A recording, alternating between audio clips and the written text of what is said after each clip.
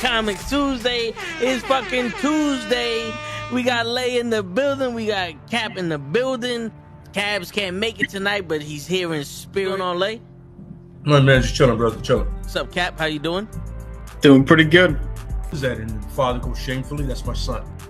And the other guy goes shamefully. Orion goes, that's my father. Choose fear and hate to run your life. Something you can't do. That was wrong with me from the beginning. I was doing it that way. I was gonna go down that path. I worried. You thought it was Grayson? Sorry, got hurt. It's like not him. Not him. Crack his brain for somebody, anybody that can help, and remembers. Freeze. The media. No, Randall Savage. Randall Savage. With his knowledge and all other shit and his capacity to learn. Absolutely. This is the only vegan I'll ever eat is grilled chicken wings, because that's like vegan to me. You know what I'm saying? Because the chicken wings are supposed to be fried, but you grill the chicken wings, you put it in some sauce and give it some blue cheese. Is vegan. That's vegan. Like regular moo cow fuck milk. Put it in some Honey Nut Cheerios. Vegan, because Honey Nut Cheerios is good for your heart. You know what I'm saying? Can I steal the question from Cabs? I got it right. I would also like to steal. I would also like to steal. I would also like to steal. You're too late. Wow. I stay loose, I stay hype, I stay loose, I stay hype, I stay loose, I stay hype. I could do this all night, cause I do what I like. Yeah, I do what I like, yeah, I do what I like. Sipping goose, sip is right, and I go with the flow. Yeah, I go with the flow, yeah, I go with the flow. Cause I know I'm the show. In the zone, here I go. In the zone, here I go. In the zone, here I go. Yeah, they know I'm a pro.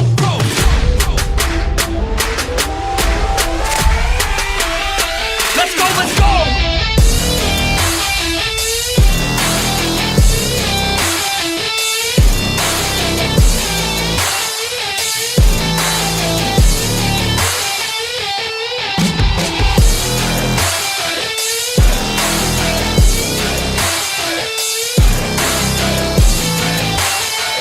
Yeah.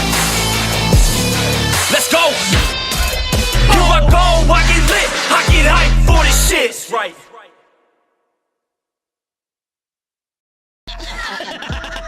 Word. He be like, I got a left elbow and a right elbow. I can break your face with any elbow. Make sure that you get elbowed in your elbow with an elbow. Got the arm ball, get the phone ball, get around with the bomb with the bomb ball.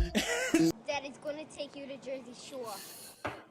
In a universe full of cinematics full of marvels, we take the quantum realm and go subatomic all the way back to 2008, and we find out the explanation of the rankings of Cap with the Marvel Cinematic Universe from start to finish, no holds barred, raw ratings from the man, the myth, the legend himself. Before most of y'all was born. Before y'all figured out who the Marvel Universe was. We take this journey that no other podcast has the balls to take. We take this journey without any seatbelts, without any airbags, without any anti-lock brake systems, in a snowstorm, in a fucking rainstorm, on a yacht, in a fucking hurricane, through a twister, upside down, call a mister. This is the fucking truth, and this is the way we see it. 1-800-FACTS. We don't never lie. Opinions are not welcome here. This is what the fuck we do. And for all you newbies that never seen these movies, we're also gonna make Ant-Man and the Wasp: Quantumania better. Why? Because we fucking can. Now buckle up your pussy ass seatbelts and join in for the ride. Sign the fucking waiver. Go fuck yourself. We got Cavs in the building. We got Cap in the fucking building. I'm Toe Tags, and let's fucking do this. You see how long he kept up that salute for? Yo, That's military training, bro. I couldn't. You know what? I'm done, bro. I'm done. I'm not gonna lie. I started thinking to myself, holy shit, Toe, you talk way too fucking much in this intro. Yo, you just freestyled that, right? Yes. Can you imagine the damage you would do if you would put pen to a paper? Just think about it. Just think about it. Just think about it. There's a fucking warrior poet in there somewhere.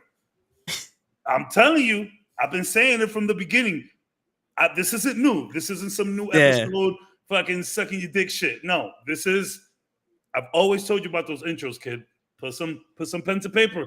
See what you come out with. Just write. Just write. I'm gonna have to.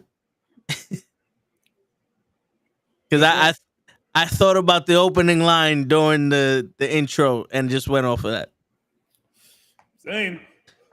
Just saying. What's up, y'all? How y'all been? How's the week? How's life? How's everything? It's So going. far, so good. It's going slow for me, Cabs, because I'm off next week and the week after that from work. I'm off 2 weeks of work. What are you gonna do? I need to know. What are the plans? Yes, definitely catch up on some sleep. Yeah, I need you to sleep in until 2 p.m. every day. Word. I want to go to a movie. I was like Creed 3. I want to see Creed 3. Cool. Shout out Jonathan Majors. I want to, like, Costco has this set of New York strip steaks that are thick and all that. So I want to get some of those. Now I'm thinking about either getting a cheap grill with some charcoal and grilling the steaks up, or getting like a cast iron pan in those motherfuckers. Cast iron. 100% cast iron, hella butter with some thyme. I would say cast iron. Where the hell are you gonna put that grill? We got a little backyard, and Oh, okay, yeah, I forget. You're in the Bronx. Yeah. Y'all be having backyards and shit. Yeah. I forgot about that. Washington Heights has no backyard. You got roofs. You got ceilings. Yeah, we got roofs. Just and maybe get some of the weights going. You know what I'm saying? Yes, sir. That's pretty much it.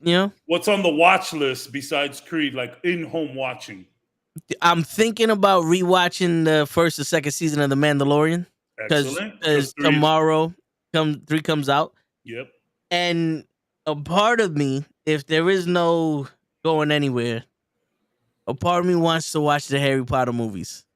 Yeah, fuck it. I don't know where they are. If they're on HBO Max, then I might watch the Harry. HBO Max is goated. Let me tell you. Word. Shitting on Netflix. To be fair, a lot of things are shitting on Netflix, though. This is true. Johnny, what's going on? Yo, Johnny, I'm not a cheater. You got one judge here, the other judge they picked. There was 2 rounds. Nobody else wants to face me, Johnny. You might have to come back and do that rematch after I beat up Kenny. I don't want to face him. Yo, Kev, we have a promo battle on Mondays. I see that, yeah. And one of the viewers, Big Hirsch, was talking hella shit yesterday and never showed up. He was in the chat talking shit and never showed up. You can't do that. He calls himself the promo king. I'd rather you show up and lose than not show up. Word. Showing up and losing. Hey, losing is gracious. That's fine. There's nothing wrong with an L. And which is kind of what I've been going through with my kid. So I don't know if you guys can notice. I have crazy sunburn. My son's game got a little crazy on Saturday. It was very hot. And then Sunday we've been working out. There's nothing wrong with an L. My son is now playing with a junior high school team at baseball, and he got humbled. And I've been trying to talk to him like, yo, there's nothing wrong with taking an L, but always show up. Word. Always show up. Show up to your L. It's fine. Even if you know you're going to take an L, show up. Yo, there's a lot to learn from losing. You learn more from losing than you do winning. Yeah, when you win, you don't think about the lesson. You think about the lesson more when you lose. It's in your head. Yeah, there's a difference between losing and being defeated. Yeah. And when you lose, you allow yourself to be defeated. That's when you really lost. Yep. But when you're not defeated from that loss, that's when you start growing some balls. Facts. It's like you don't develop thick skin or rough skin in a fight unless you get hit. Yeah. Make your skin like leather. If you don't let this hurt you, nothing hurts you. You can have your first 5 wins by full knockout, and you never got touched. But that one day that you get touched, Yep. that's what you're gonna remember the most Oh, out yeah. of all 6 fights.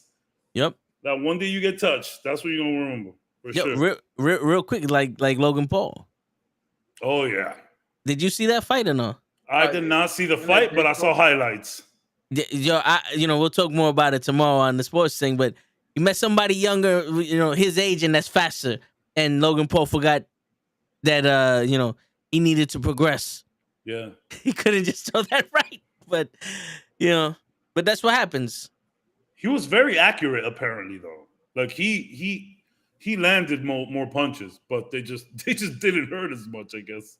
Well, I actually caught the whole fight. It looked like he was throwing more punches.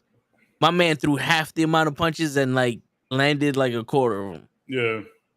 But it was that he had Tommy Fury left his hands down. So that left hook was there all day. The problem is you can tell Logan Paul don't throw that left hook.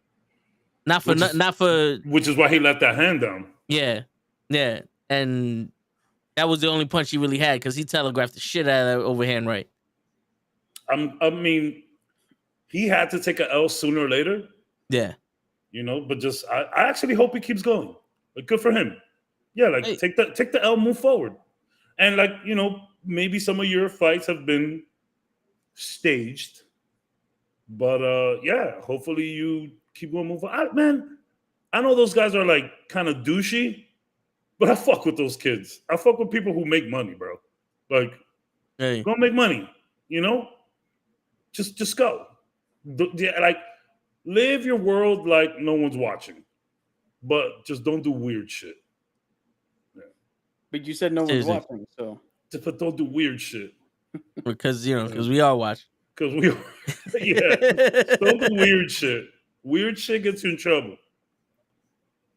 Word. So, guys, do we have a question of the day, or are we just going to go straight into Quantumania? So, I don't have a question of the day, but I do have a new interesting comic book fact. Okay.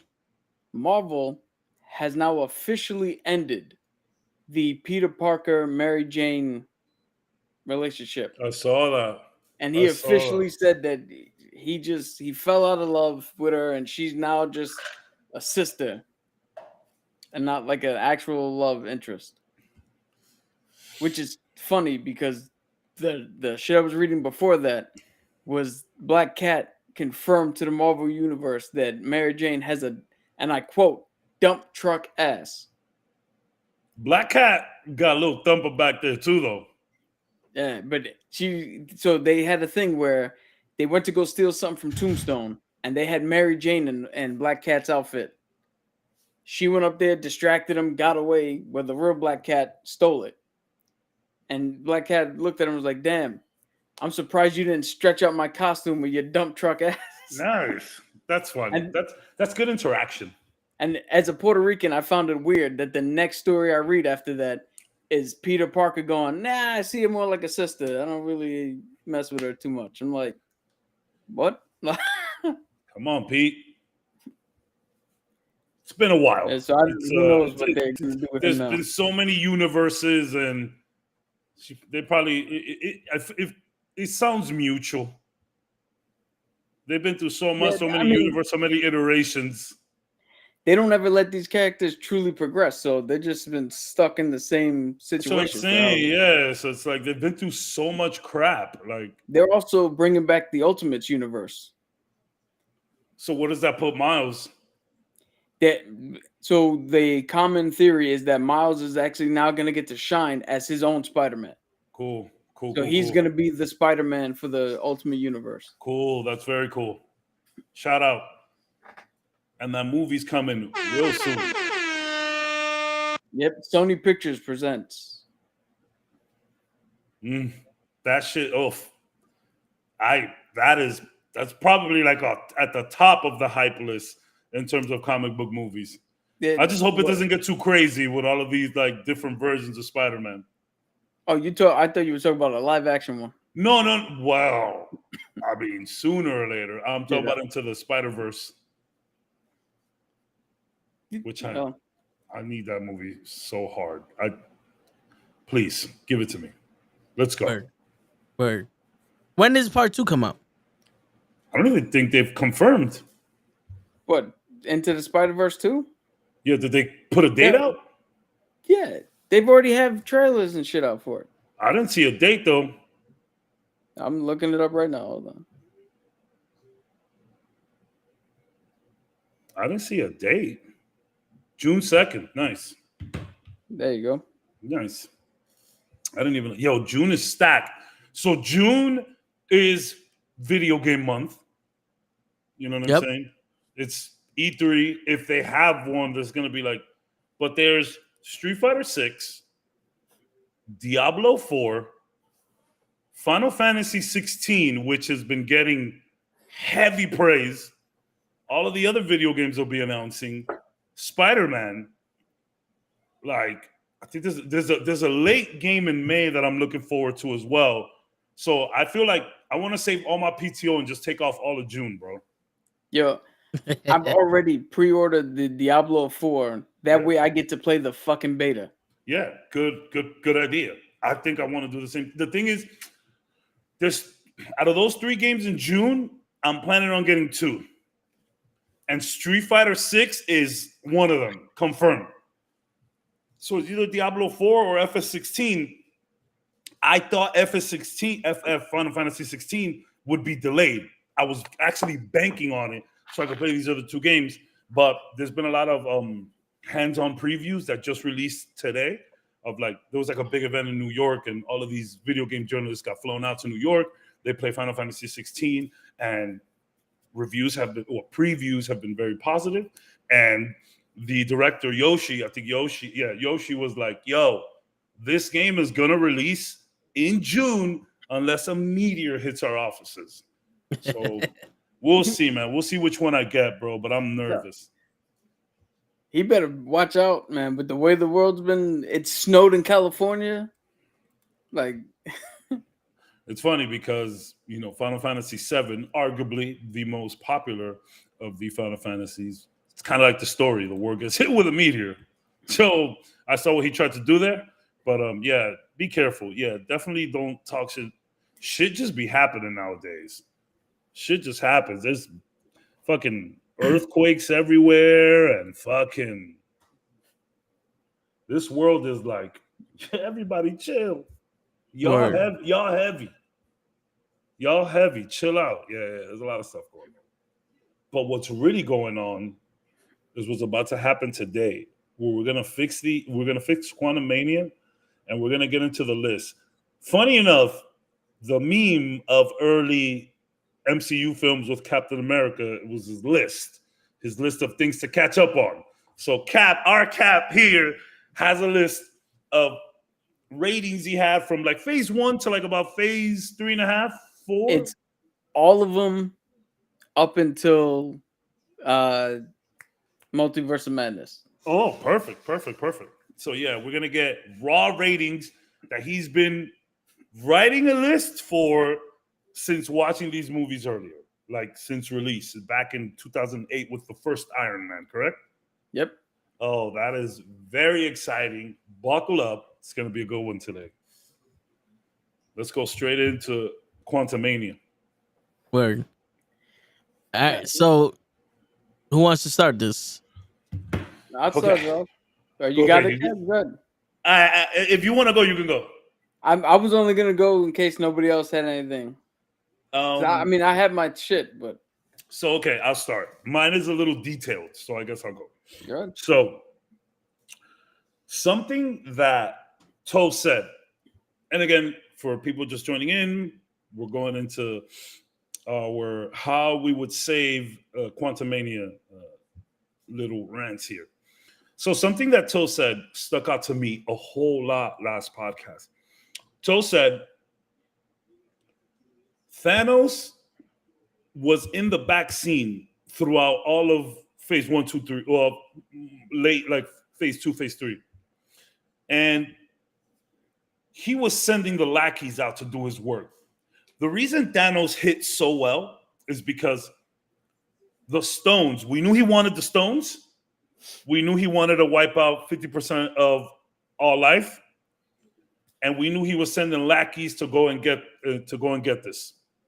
He sent Loki. He sent Ronan. He sent Loki with a stone to get more stones. We'll talk about that in another podcast.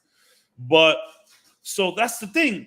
When we finally got to see Thanos, we saw him in his final act, or at least the penultimate. You feel me? Like, it was Infinity War and Endgame. It was a different version of Thanos anyway. So, like, you know, we literally saw him in his final act. So that got me to thinking. I think the major problem with Quantumania, it's like positive side to it too, which is Kang. So I started thinking, what if we treated Kang? I know we did a lot of comparison, and I was like, oh, we can't compare him to Thanos. I don't want to compare the two, but their releases to us and how they showed them to us. So what I would do, say the MCU, I'm going to set a stage here. So the movie starts, and we immediately have the team around this quantum machine. Immediately, like opening. And then Cassie's like, yeah, this is what I use to, you know, find my dad and whatever. And Janet's all freaking out. And she's like, what the hell? What is that? What does that do? Blah, blah, blah. And then she's like, yeah, I'm sending a signal down there. Janet's like, turn it off. I will let you know what's going on. There's an evil man down there. I never told you guys about him. Turn it off. And then boom, they turn off the machine. And that cuts into Kang. So we hear like, it's like black, and we hear footsteps. Boom, boom, boom, boom. Kang sees on his computers or whatever that there's some kind of signal. He calls MODOK. He's like, MODOK, are you seeing this? MODOK's like, yeah, I see it. He's like, all right, start the escape protocol. Boom, boom, boom, boom, boom, boom. And then now we go see happy-go-lucky Scott. And he's like, yeah, my life. Yeah, you're wondering how I got here. Blah, blah, blah, blah, blah. And he's like, yeah. And everything is like really happy. And then he's like, something that isn't happy is what Janet was talking about. Apparently there's some really bad guys down there. Bum. So then they go to dinner. And this is when Janet starts explaining to everyone what the hell is it that she's so worried about down there. So the whole story of Kang and her that we see it right then and there. Okay. Then we cut back to Kang. Kang is like, yo, we need those people here. Whoever's sending that signal, we need them here. We can't go up there and get them, but we can sure as hell try to drag them in. So MODOK is the one in charge of getting these people here. It's not Kang. Kang is sort of in the background preparing this like escape protocol now that they have this beacon that they can work on, right? So then somehow MODOK is really the bad guy. Here's what I'm saying. The same way Ronan was the bad guy, the same way Loki was the bad guy, MODOK is the bad guy here. And maybe we could make him look a little better. He was a little goofy. I'll tell you this, I think MODOK would have looked a lot better with hair, but it wouldn't have made sense because Buddy was bald in that man one. But I think MODOK, if we would have just put hair on him, I think it would have looked a lot better. So whatever. So MODOK finds a way to drag everybody down. And same thing kind of plays out where Cassie and what's up, Coffee? We live for show. Cassie and Scott end up one place, and then Janet and Hope and them, they end up in another place. So they heard about Kang from Janet, and now MODOK like gets them down, but MODOK is very nice to them, very welcoming. And he's like, look, you guys are very impressive. You guys made this machine that brought you down here. We've been trying to send a signal to y'all up there forever. So I have somebody that wants to meet you. Take him to Kang. And Kang is being super nice, very hospitable, very gentlemanlike, very Namor. Yeah, very Namor.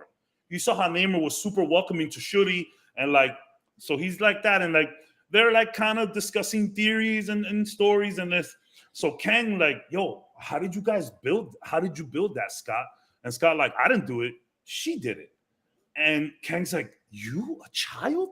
How'd you do this? So they're like kind of comparing like their superhero lives and what they can do. But like, there's this unsettling feeling between Cassie and Scott where it's like, yo, this is who Janet was talking about. He seems kind of okay though. So like there's that whole struggle now. It's like, yo, is Janet fucking nuts? And then the audience, we're saying it like, yo, is Janet nuts? Is this He Who Remains? Is this who He Who Remains was telling us about? Or is this another version of Kang that actually wants to do good? Because remember how confusing his motives were? I feel like we could have built on that with a scene like this. So whatever, Kang is like, hey, you guys are going to stay here tonight. Whatever. So he puts them in a room, beautiful clothing, food, everything. So then Scott's like, yo, this guy's kind of nuts. I don't know who it is. I don't know who to believe. We got to go and find the team. So then they try to break out. Kang's like, no, you're not going to do that. That's when tensions start, right? So then they find a way to escape. And then Kang sends MODOK to chase after them the whole movie. And everything could play out exactly the same. The resistance, you know, that little world where all of these people, but they're fighting Kang. And Kang is busy finalizing preparations so that once MODOK gets what he needs to get for Kang, they could split. But we don't see Kang. It's just MODOK the entire time. And that girl, Jantara, she's like, yo, so yeah, I know Kang is coming, but I know MODOK is coming, but you know that other guy, Kang? And Scott's like, yo, we're going to deal with this flying head, and then we're going to go get Kang. Everything plays out exactly the same after that. But then the final battle, we get MODOK, we kill MODOK, we get really close to Kang. And Kang's like, okay, let me have some fun here. So they have the fight, blah, blah, blah. We could bring the ants, skip the ants, whatever you want. And Kang is fucking around. He's got it. He got the thing. He's ready to go. He's just fucking around with them now. But he kills Hope. Now, I know we discussed last week that killing Hope wouldn't do nothing because she was kind of pointless in the movie, which I agree, which is why the death wouldn't really hurt us, but it'll hurt Scott, right? So we have that moment that Scott's holding her, you know, Janet and Hank are running in slow motion. Oh my God. Kang goes away and Kang like slips out and he's like, see you soon. And he gives us that line. So we go back to what he said before, see you soon. And then now Hope is dead. Scott and Cassie kind of look at each other and Scott's like, yeah, I got to come back now. I have to come back. And then boom, we get the end. And it's like Kang will return, Cassie will return, Ant-Man will return, whatever. And then now we have like something to hold on to. We got Ant-Man's pissed.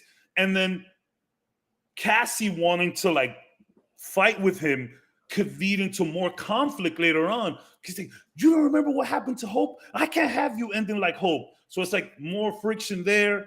So in all, what I'm trying to say is this movie should have kept Kang in the background, let MODOK do the heavy lifting, so that the next time we see Kang would be in Loki 2, and they're explaining all of that, you know, him zapping through the worlds and his fight with the universe.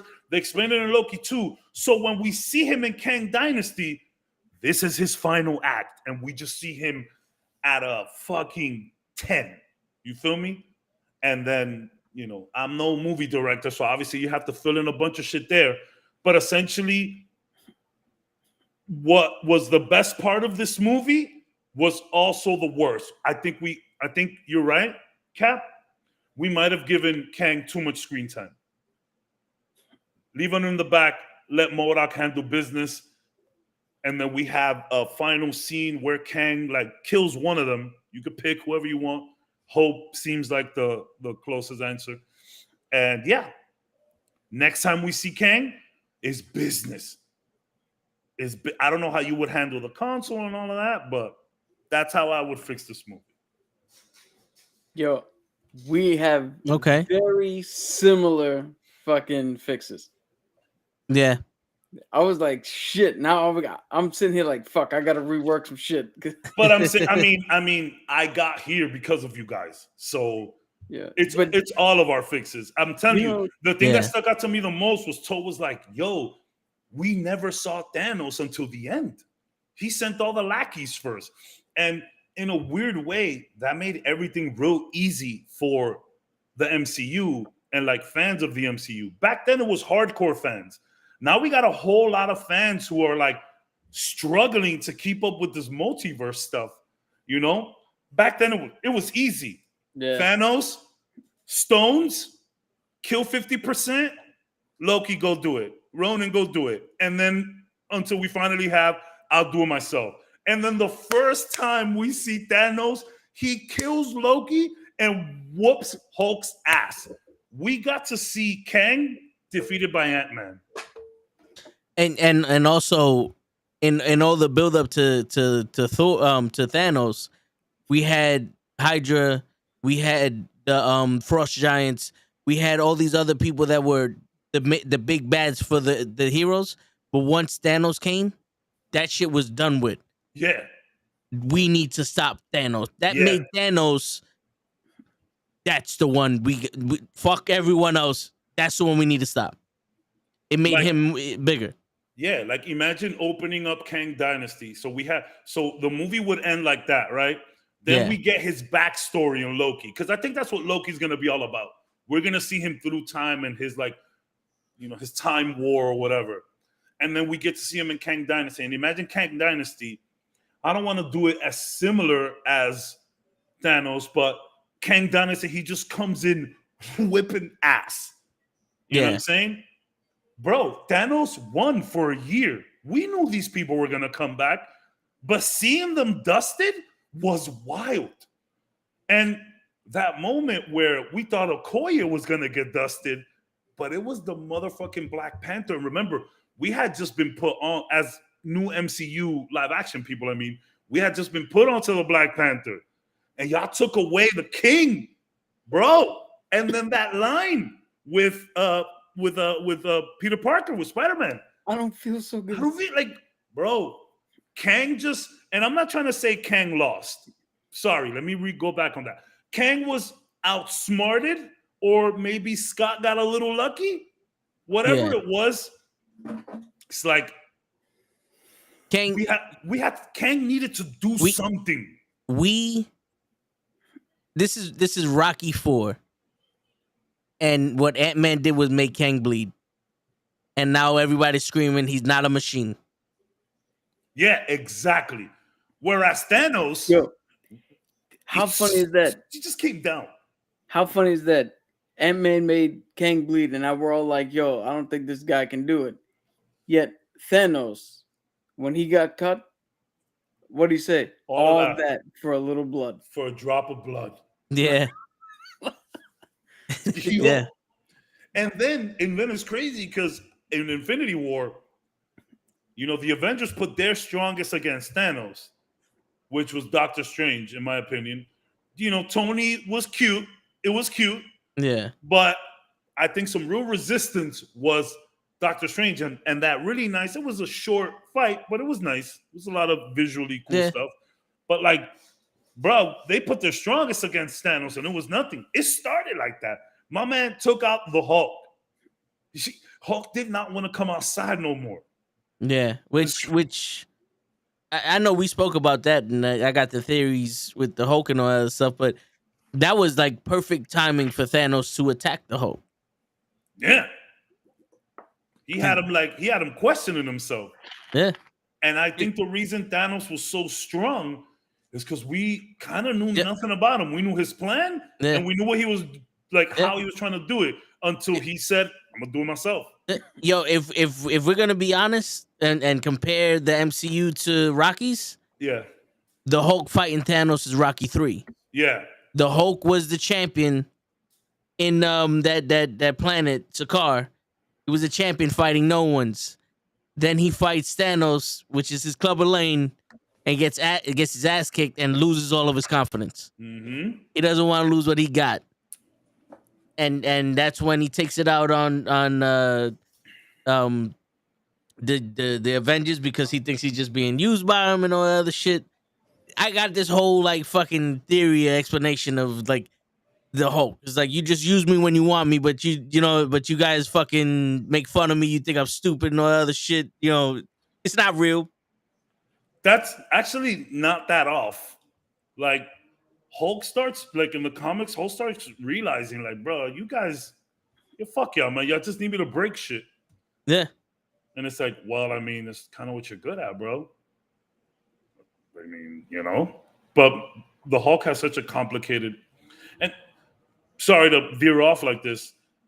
Hulk is complicated, yes, but like, so is Kang. Yeah. Kang is complicated, and time is complicated. Yo, I saw a comment the other day, right?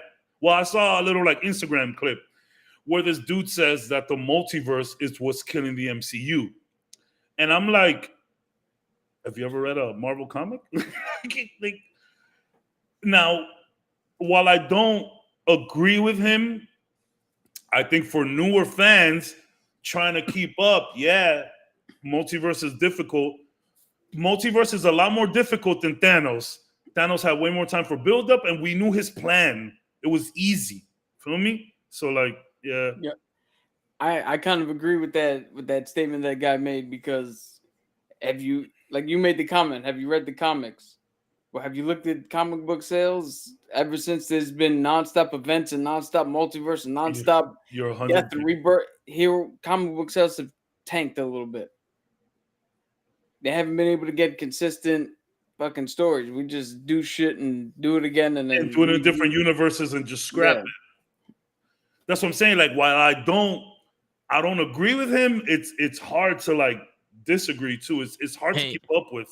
I think I love multiverse stuff though. Like, come on, I love this shit, man. I think the multiverse can be the secret weapon for MCU, because if you keep it out of street level people, if you keep it out of Daredevil and Captain America and everybody that's street level, the Hulk, all these people, but if you leave it at the God level type, the fucking Doctor Stranges, the Guardians of the Galaxy, you know, all those people that can go into those places of the multiverse and all other shit, you can introduce so many people.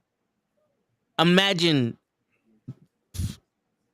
the Guardians of the Galaxy going into a multiverse with X-Force. Imagine Daredevil traveling through the multiverse and finding ours, going, you know what? I like it here. I mean, not Daredevil, Deadpool. You know what I'm saying? Like, this is where you can introduce characters that don't need to have fucking historic runs or movies or anything like that. Just like, yo, y'all motherfuckers want to see real carnage?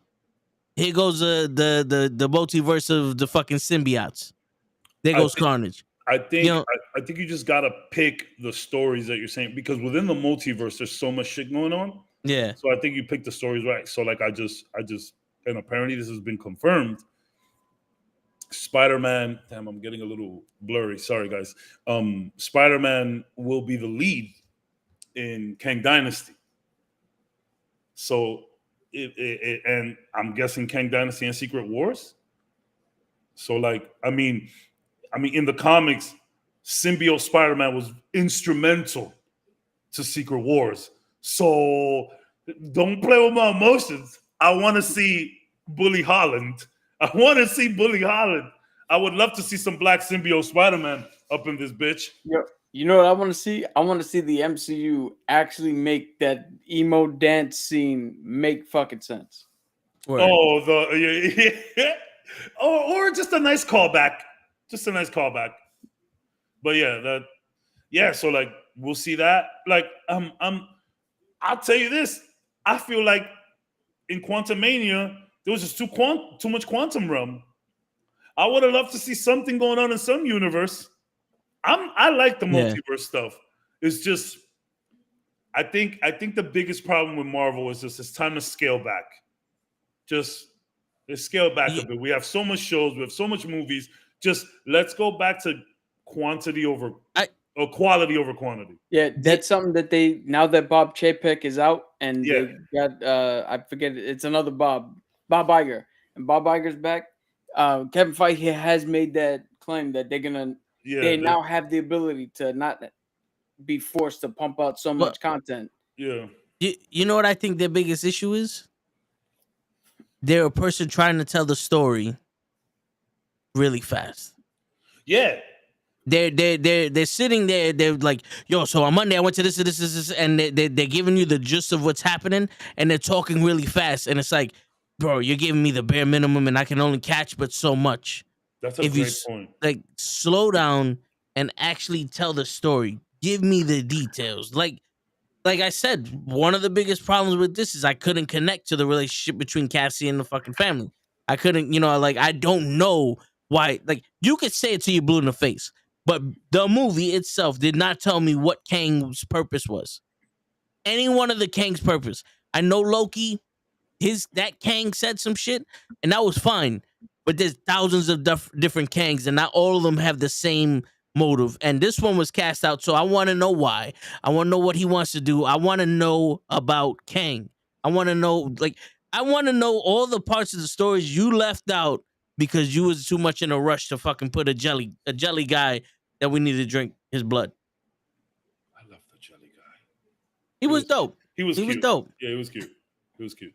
Yeah. And I'm saying, like, if Thanos, if Kang would have been in the background, and we see MODOK doing all of this, maybe you don't care that much about the motives, but you know something's going on. Yeah. You know we're working towards something, which I think would have been cool, but I'm no movie director. No, yeah, I hear you. I'm no movie director, but I think it would. And MODOK himself, maybe we don't make him such a joke. Well, That was. I mean, MODOK. There's always been a joke. I get it, but like there's literally he's literally a comedy TV show about him. Yeah. I know. He had the biggest, this guy went straight and then a hard fucking left U-turn in his arc. Yeah. And I'm like, who convinced you to be a hero all of a sudden? Like, it didn't look like Kang was abusing you. It actually looked like he took care of you and all other shit. I mean, there was that one scene where he force choked him up against the wall. Yeah, but okay, that was it. And then all of a sudden, I'm MODOK. It's like, bro, this came out of nowhere, bro. You're easily influenced. I'm an Avenger now. You are easily influenced, my guy. I would have loved to seen a more like meaner Kang. Yeah, and like he's like actually like a more meaner MODOK. And like he's like actually like trying to get these people, and like he's riding for Kang. Think that would have been cool. And again, just let him do the dirty work. Let Kang chill. It's almost got him. One of my favorite video games of all time, Shenmue for the Dreamcast, ahead of its time. It's just people didn't get it back then, and it's like a popular comment. But long story short, you're a kid. You live in Japan, you come home, you see your dad murdered, and the guy who did it is like a head of some like Chinese organization. So you're just breadcrumbing to find that guy. The first game, almost had him, he leaves. Second game, almost had him, he leaves. So you get him. The third game is still pretty new, so I won't say anything about that just in case anybody would like to give it a try. But yeah, that's what kind of happened with Thanos. We knew Thanos was there. We knew it. He sent Loki. We knew he was there since 2012, and we didn't see him until really see him in action until 2019. Yeah, I think we had the best part of this movie was also the worst part of this movie. Maybe we should have saved the little Kang. I was very excited about Kang last episode. And I will go back on what I said, but maybe we just leave Kang marinate just a little more, and then we get his backstory in Loki too. So then when we see him again, it's just business. Business. I hear you. No, but please let me know what you guys cooked up too. You want to go next, Cap? Or? Yeah, I'll go. So all right, hold on. Let me. The people want to see you big. Giant man, our word is our bond. Yo, like that line, bro. That line, man. So, our pitches are actually quite similar, Cabs. Which I'm glad I went first. No, but you know what that tells me? If all three of us came up with something similar, that really tells me that there is a clear way that this could have been done 100%. that they just chose not to do. Yeah. So in my version, the movie plays almost the exact same. Starts out with Scott. He's doing his whole shit. The old man, thank you, Spider-Man, all that shit. They get to the point where Cassie's like, oh, we pinged everybody. You know, we can ping down there and map it out. We're not doing anything but looking. Janet's like, yo, turn it off. I got to tell you about this guy.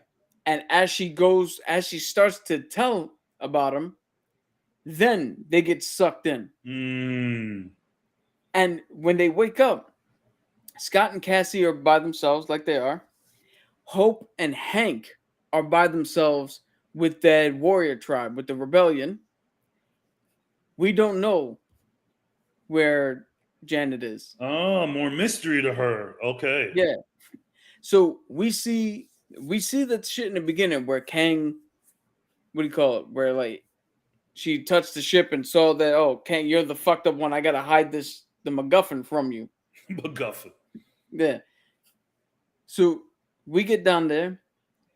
We hear from one side. We hear from the rebellion side, talking to Hope and Hank, how bad Kang is. From the Scott Lang and Cassidy side, when they get wrapped up, MODOK brings him in. Kang, similar to you, is actually nice to them. He don't put him in a cell. Turns around and be like, look, shows Janet's here in one of my chambers, and you see her just chilling, sitting in a room somewhere, like she's perfectly fine.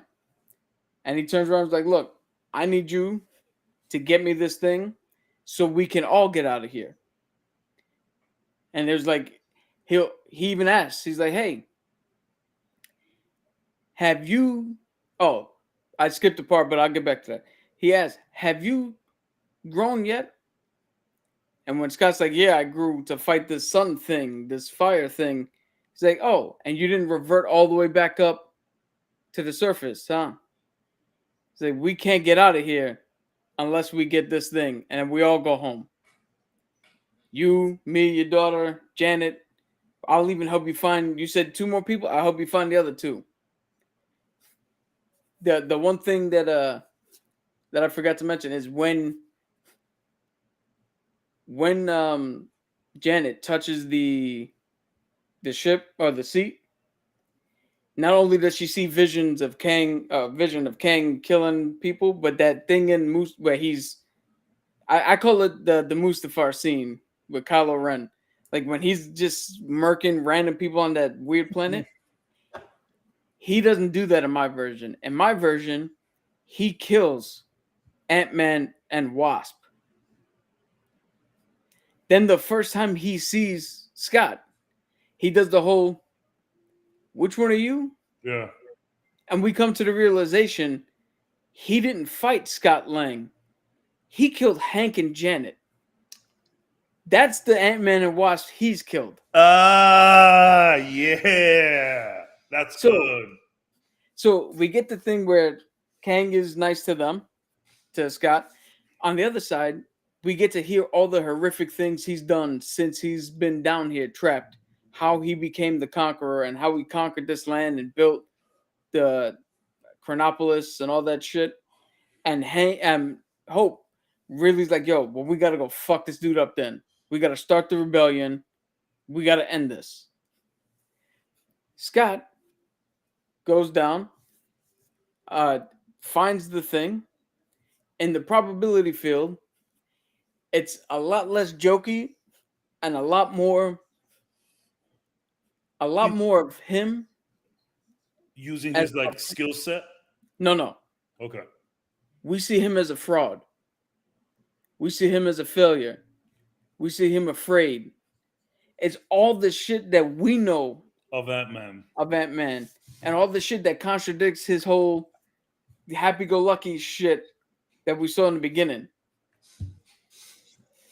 Then he hears Cassie, what do you call, Hope and Hank fly in because they think they're gonna do some grand saving with the rebellion on the horizon, gonna attack the city.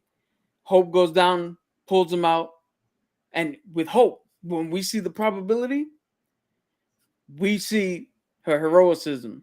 We see her bravery. We see all the opposite shit. So they come out. They hand Kang the orb. He goes, great. Here's your daughter back. Just like I promised.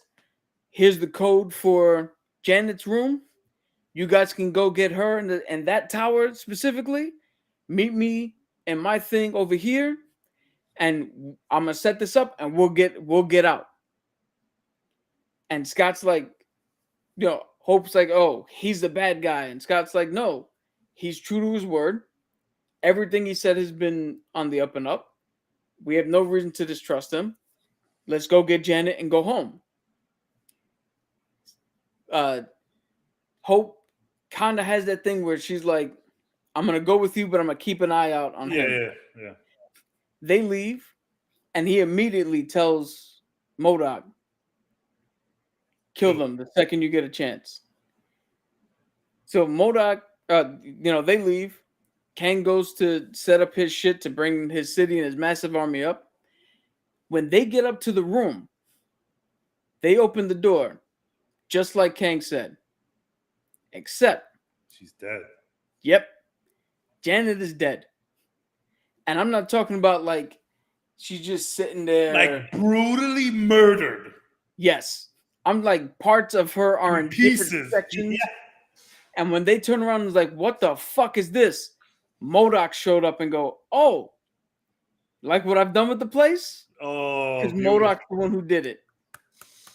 So now the big fight is between Ant-Man and his family versus MODOK. Yup. Not Kang. So we get that whole big fight. The Ant-Man family, they get to fuck up MODOK. He gets to show off some cool shit that he can do. He kills Hank. So we get both of them dead to show that MODOK is actually designed for killing. Yeah. Right? They wind up stopping MODOK by Scott literally is like, well, it worked once. Hits him again. Subatomic even more. Blinks his ass out of fucking existence. So then they look out the, what do you call it? As that's going on, the rebellion comes up. And Hope is like, yes, these guys are going to help us stop Kang. I told you he was full of shit. And they're like, cool. Right as they're about to go stop Kang, Kang turns around, surveys the scene, is like, fuck it. I don't need everybody. Takes his chair, murders the entire rebellion on his own. So we get to see, oh shit. This guy's no joke. Yeah. He dips out. He leaves Cassidy, Scott, and Hope in the fucking quantum realm with a bunch of dead fucking people who belong there. And the movie ends. The movie fades to black with them stuck in the quantum realm.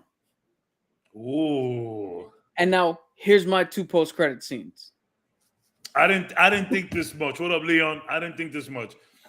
But before you say that, you know what's funny about him like blowing everything up? We got to see him do that. When he got mad, and he just said that was the coolest thing he did all movie. He got mad and just blew everything up. That would have been dope. Just takes out everything.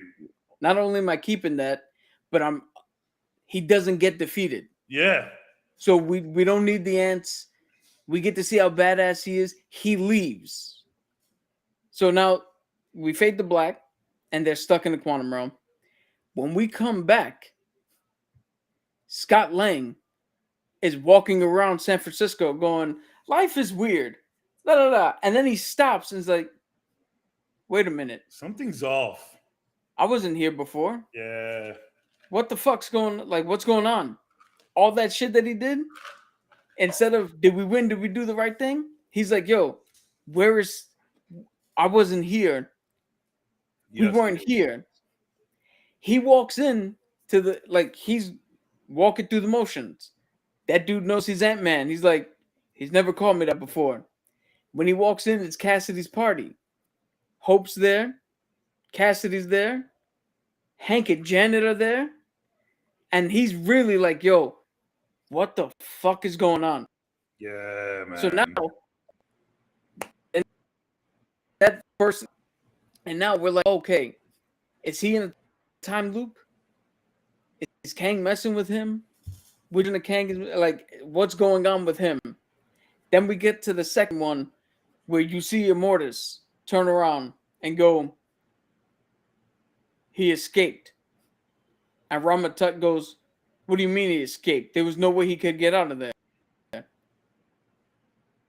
Said they confirmed that it was the Scarlet Centurion. Yeah, they did confirm that. The Centurion comes up and goes, what are we going to do about it? And Ramatut's like, well, I had no choice but to call him. How many did you call? All of them. All of them. And we see a more serious take. I mean, the panel, literally the panel looks like that, so I can't get too mad. But that one dude was fucking losing his mind. A little more intense, a little bit more ominous. A little more intense. And now we fuck the whole Loki shit. We know Loki's gonna deal with him. Now we leave Ant-Man and the Wasp going, this Kang killed an entire rebellion on his own. Scott ain't gonna fucking stop him. He's gonna need the Avengers. Yeah. What happened to Scott? Is he in a time loop? Is one of the other Kangs messing with him as punishment? Is this Kang messing with him? Where the fuck is he? Is Hank and them? Are they actually dead? Are they not dead? What the fuck's going on? The Council of Kang, they called to stop him. So is Kang Dynasty them helping us stop him? Is he gonna murder more of them before Kang? We leave with so many questions that open up intrigue for what the fuck comes next. That's my how you fix Ant-Man and the Wasp. Okay. Yes. Before we go, Leon wants to know, is Kang more powerful than Thanos? I don't think so. I think he just has tech. Yeah, he has the tech though. Yeah. And he has the knowledge of all of these universes. You know what I'm saying? So I'm gonna answer it this way. I say yes. They're on par with their full accoutrement, with their full power set. If you just go man for man, Kang is just human. Thanos beats him every day of the week. So because Kang has that human aspect to him, where all you have to do is get around his tech, I say Thanos has just a little bit more of a leg up. Because even if you get around Thanos' army and the gauntlet, he's still somebody you have to. You can still throw down. Fuck him up. Yeah, but tech alone is like, this just wow. Even the tech against the glove, the tech against the gauntlet, I still think I'll pick the tech. Although, dude, the time stone versus his time. That would be interesting. That would be very interesting. Well, yeah, when Galactus, yeah. When the cloud comes, everything's gonna be the cloud. Yo, before you go, I'm gonna go to the potty room, refill the cup. I'll be right back. All right. Hey, I feel like we should cut to a fucking commercial. Have you ever been thirsty on a hot day? Water. It's the only thing you ever need. And let's not show it. I can't do it without showing sponsorship. We ain't sponsored by them, so. Yeah, well, you played yourself. Alkaline. Yeah. Oh, there you go. Here's your commercial. Have you ever been bored sitting in your room? Imagination. The world comes alive with whatever you want, whatever you need. You want to make a sandwich, but you're locked in with no food? Imagination. Tastes great. Extra mayonnaise, please. Shit. Yes, Ghost Rider. The real Ghost Rider, not Nicolas fucking Cage, needs to be in the MCU. They should keep the guy. They should keep I knew his name, Gabriel Lunes. There you go, Gabriel Lunes, the guy who did Ghost Rider and Agents of S.H.I.E.L.D. They should keep his ass as Robbie. Bring him in.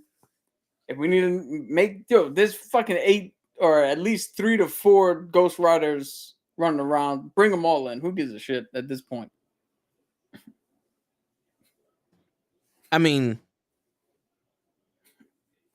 there's so much hype for everybody to bring in so much stuff, and I'm just sitting here like, let's get a room full of people that's gonna actually, give us a complete fucking movie. We don't need this, we don't need just the Avengers to have something we can attach to. And now Black Panther, because Black Panther Wakanda Forever. But was that's cheating. They had a literal emotional connection with us from the beginning. Yeah. Like that's the one movie that if they fuck that movie up, close shop, go home. The MCU's done. We don't need any more MCU movies. Yeah. But the crazy shit is though, is like they sat there, they knew what they wanted to do, and they had an explanation for the shit. They had, people thought about what they're gonna do, and that's all I'm asking for with these other movies. Like, think about what you want to accomplish in this movie, and if your goal is to just get to the cutscene, well, then make this a Disney Plus movie. Make it a Disney Plus fucking TV show. Can I add an amendment to that? Can I also What? amend that? Make sure your goal is within The scope. either the movie itself or the next 2 years. Like, I don't need your goals to be 5 years away. I hear you. All right, you guys ready? Yep. All right, so this is how I would have fixed Ant-Man and the Wasp, Quantumania. Macho Man. Yeah. We would have started out with a monologue, not from Scott, but from Kang, Oh, saying how you people have seen titans, have seen gods, wizards,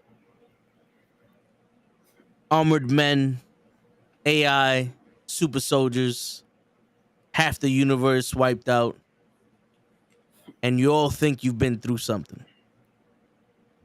That's nothing compared to what the universe has for us. I was a man once playing with toys and unlocked the key to the multiverse. I met my other variants, and some of them with absolute power comes absolute. Damn, what's the saying? with great power. Power corrupts absolutely. Yeah. Power corrupts. Absolute power corrupts absolutely. And some of them needed to be put down. Some of them needed to be wiped from existence. Some call it pruning. Others call it justice. Not all of us see it as justice, but I did. So We established Kang yeah. immediately. Yeah, immediately. Yeah. He's telling his story. Yeah. And it's I didn't know, I wasn't always this way. Can I ask a quick question? Yeah, Sorry yeah. to cut you off. No, so yeah. is Kang narrating the whole story because he's already in a different time and seen this happen? Like he's narrating the whole thing, fucking Morgan Freeman style?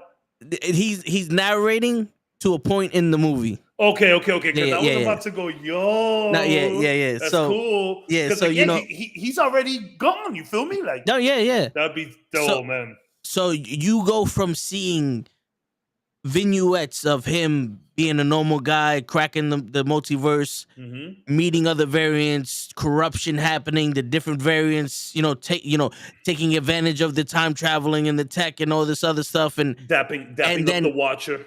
Yeah, and then going. Some of us had to fight for what we believed in. Some of us had to fight for control, and those vignettes turn into Cassie. Now Cassie is sitting there protesting the movement of all the people coming back, and he's he's monologuing himself, but it's going towards what Cassie's doing, where she's Oh, shrinking the cop car, she's protesting, she's getting arrested, and going, yeah, people try to stop us, but our destinies are already told. Our destinies are already written. They're written by my hand. And then it goes into Scott. Boom. It doesn't go into Scott. It goes into him sitting on a throne in his chair, and MODOK going, I found them. And that beacon goes straight up into a wire, into a phone. Scott picks up the phone and goes, what? She did what? Like a transition. Yeah, transition. transition. That's fire. Yes. That's fire. And Scott Lang goes, what? She's where?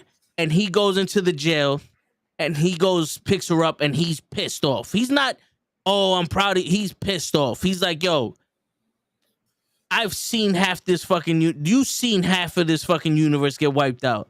I've had to fight literal titans and aliens and all that to get these people back. What gives you the right to try to, to put yourself in this danger? We done all we did. Like he's screaming at Cassie.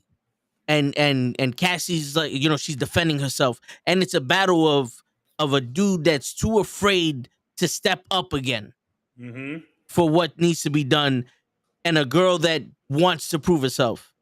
And Hope is the referee, right? In this battle, in this argument. They go to the house with Hank Pym and Janet, and the argument ensues. What's going on, Ray? The argument ensues, and she goes in there, and Hank's like, yo, what the hell is going on? And she's like, he won't let me live my life. And you hear you get a sit down talk between Hank and Scott. And a more sense of family, which is what you wanted out of this movie. Yeah. And he's like, go to your room. And Cassie runs to the room. She runs to a place. Janet's like, I'll talk to her. And Hope and Hank are talking to Scott like, yo, listen. She's someone who believes strongly in this. Like, we don't know what it's like to grow up as a child in a world where half of the population came back and now everybody's displaced. Facts. She has something to fight for. We fought our fight. She has something to fight for. She needs to grow up and be the person we want her to be. And Scott's like, I know this, but it scares the ever living shit out of me because this isn't something that we're prepared for. How do I raise a girl in a time like this? Making it like kind of like post-pandemic. Like, how do you raise somebody post-pandemic type shit, right? Yeah. And a real question that I ask myself with my kid all the time. Yeah, and Hank is like, yo, listen, when I lost Janet, I didn't know how to raise Hope. I didn't know what to do, and I shut down. I let my work do it. At least you're there for Cassie. You just have to let her grow. You have to let her do her thing. And while they're having this discussion, it pans to Janet catching up with Cassie. I don't want to cut you off, but let her grow, which is like the theme of his book. More room to grow. Damn, Toe, you killing me right now. Yeah. I'm right there with you, son. Oh, shit. So they transition into Janet and Cassie. And Cassie's pissed off, like, he's not letting me do nothing. He's not letting me blah, blah, blah. He's not letting me grow. And she's like, listen, you got to see it through his eyes. And she's trying to reason with him. And she's like, I understand that, but, I've been trained, like you guys have been training me for this moment. It's not like I'm some defenseless girl. And she goes, yes, we know that, but he doesn't know that. Mm-hmm. Like, we're still trying to figure out the best time to let him know that we're teaching you this. And she goes, well, listen, Hank and I have been working on this, this thing. And she shows Janet the beacon. And she goes, what's this? And she turns it on and goes, well, we can study the quantum realm without having to go to it. And Janet's like, what? He's like, yeah, we developed a beacon to it. No, turn that off. And as soon as Janet goes to turn it off, Cassie gets sucked in. And Janet goes to press a button and it overloads. And it explodes and Janet gets flown back, but Cassie's stuck in and you see her going into the quantum realm. And she gets stuck into the quantum realm, but she's not in a random place. She's there with MODOK. And MODOK's like, well, this isn't the one we wanted. Oh, shit. And she's like, who the hell are you? And he's sitting there, he goes, don't worry about it. Put this one in the cage. And he's just, you see him on his little computer trying to find it. He's like, what happened to the thing? And, you know, she doesn't know. He's trying to fix it and all that other stuff. And she gets put into one of the cells. And now they go back into the real world. And Janet and Hank and everybody hears the explosion. Like, what the fuck happened? And Janet's screaming at Hank, what did you do? What did you do? And he's like, what do you mean? She's like, she got sucked into the machine. And he's like, we was trying to search the quantum realm without having to go down there. Because you don't know what's down there. She's been sucked in there. And Scott Lang goes, see, this is what I was talking about. And it justifies his anger. And he's like, where the fuck is she? She's in the quantum realm. And Scott is sitting there trying to get ready. You know, he's like, fuck it, I'm going in there. And it's like, we can't let you go in there blind. We don't know where she is. We can't find her. And they're trying to find the beacon. You know, they're trying to fix the thing so they can find her. And they stop Scott from using the quantum tunnel and all that, just surfing. Janet's like, yo, you don't know what's down there. There's something dangerous down there. And when, you know, they're like, yo, we have to fix this and then we can find her. So when they go to fix, they're trying to fix it. You know, the next day's happening, they're sleeping, and Janet wakes up with a nightmare, and Hank's like, what the fuck happened? And she's like, he got her. Because she's still connected to the quantum realm through some way. He got her, and he goes, who got her? He's like, a conqueror got her. He's like, why the hell does he have her? He's like, she's not the one he wants. And he goes, well, who the hell does he want? She's like, he wants you. To Hank. And Hank's like, well, then fuck it. I'm going to go in there and I'm going to get her. She's like, no, you can't go in there and get her. It's like, if I'm the one he wants, I got to save this girl because she's like a granddaughter to me. I already lost you. I'm not losing this girl. I'm not going to be responsible for Scott, you know, all this. No, there's something I can do. I'm doing it. He goes to go into the quantum tunnel. He goes to find her because at this point they fix it. Hope stops him. Scott's there. They all go into the quantum realm through the beacon, and they're looking for Cassie. Right? Now, Janet, while they're in the quantum realm, is saying Kang got her. He's a conqueror from another planet because she doesn't know the whole story. Mm-hmm. He's a conqueror from another planet. He was banished here. Apparently, he's a bad guy, and he wanted me to help him come out, but I couldn't. And yada yada yada. Bill Murray comes out, and he's like, "Yo, we're still fighting the fight. We're happy to have you back, but where the hell did you go?" And they explain everything, and it turns out Bill Murray does the double cross. But they only take Janet and Hank. While Scott and Hope are fighting, they only take Janet and Hank. And Scott and Hope get saved by some of the rebel fighters. And they're like, yo, if Kang got your family, they're good as dead. He doesn't keep prisoners. And they say, I don't give a shit. We're going after him. Hope is not losing her mother again. She's not losing her father again. Scott's not losing his daughter. With or without you, we're going after him. Fast forward into, you know, the final act. Hank gets put in front of Kang, and he's like, you know, Kang's telling his story, and there's, you know, the rebellion is like people are trying to fight outside. Scott, you know, he sneaks his way in because he's a thief, So he uses that distraction. He goes inside the lair, and he's like behind a grate. So he's not in the room with him. He's in the next room, but he can see into the room. Yeah, And okay. he sees Hank and Kang talking, but at this point, Kang has that control over him. He has that force hold on him, and he looks at Janet and goes, "He made me watch her die," and he stabs Hank in the heart and goes, "I'm gonna make you watch him die." And she's like, "What are you talking about?" And he looks Hank in the eye and go, "You may not know who I'm talking about, but all the rest of you know what I'm talking about." And he just kills Hank. It was one of those, I'm going to get this shit regardless, but I'm here to kill every version of you. He makes it clear that he's killed more than one version of this Hank. Yeah. And it's because Hank was the reason why his wife died.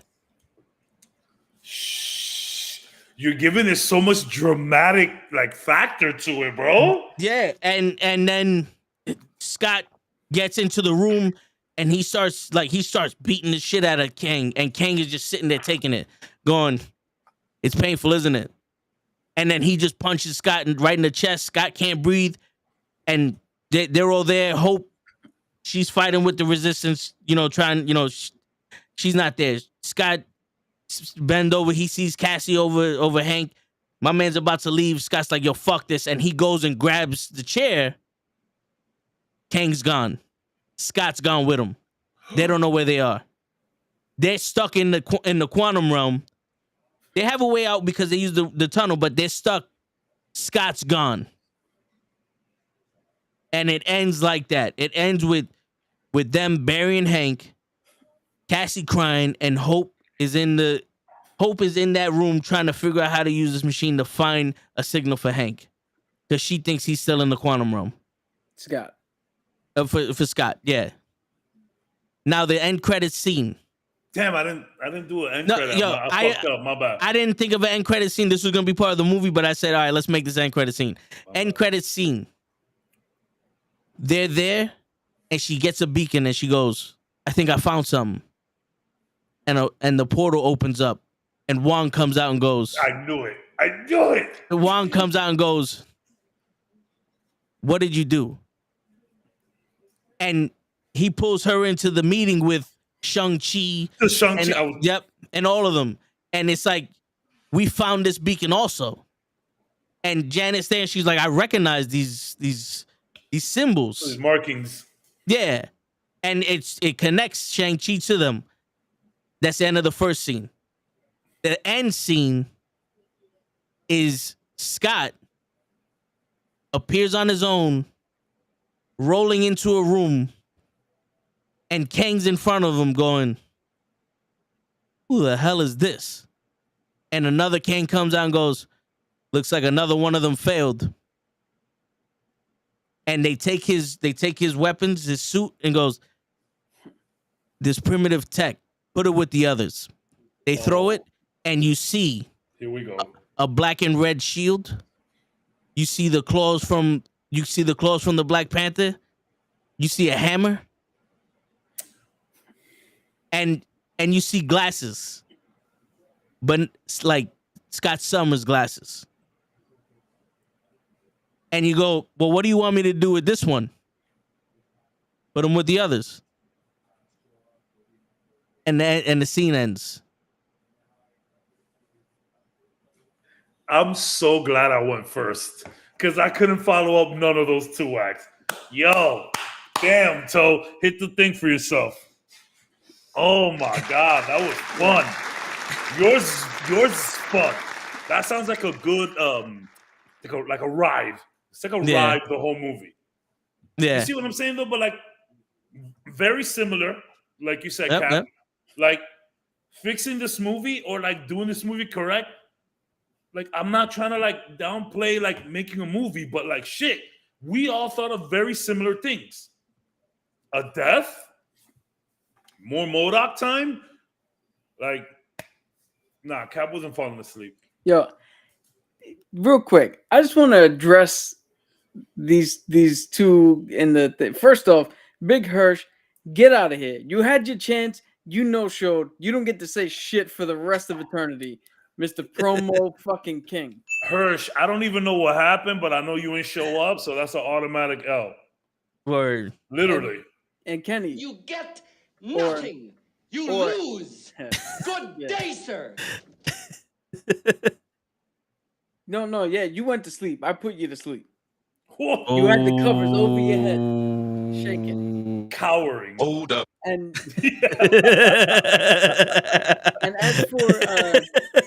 as for Kenneth, you'll know why I call you that when you see the video as soon as Toe puts it out. Man called you government. I'll see you on Monday, sir. Y'all, I'm peeling from too much sun. It looks horrible. I'm sorry. Look at this. Ugh, man, I gotta start. I'll be out in the sun raw dogging, bro. I gotta start putting. Yeah, I gotta.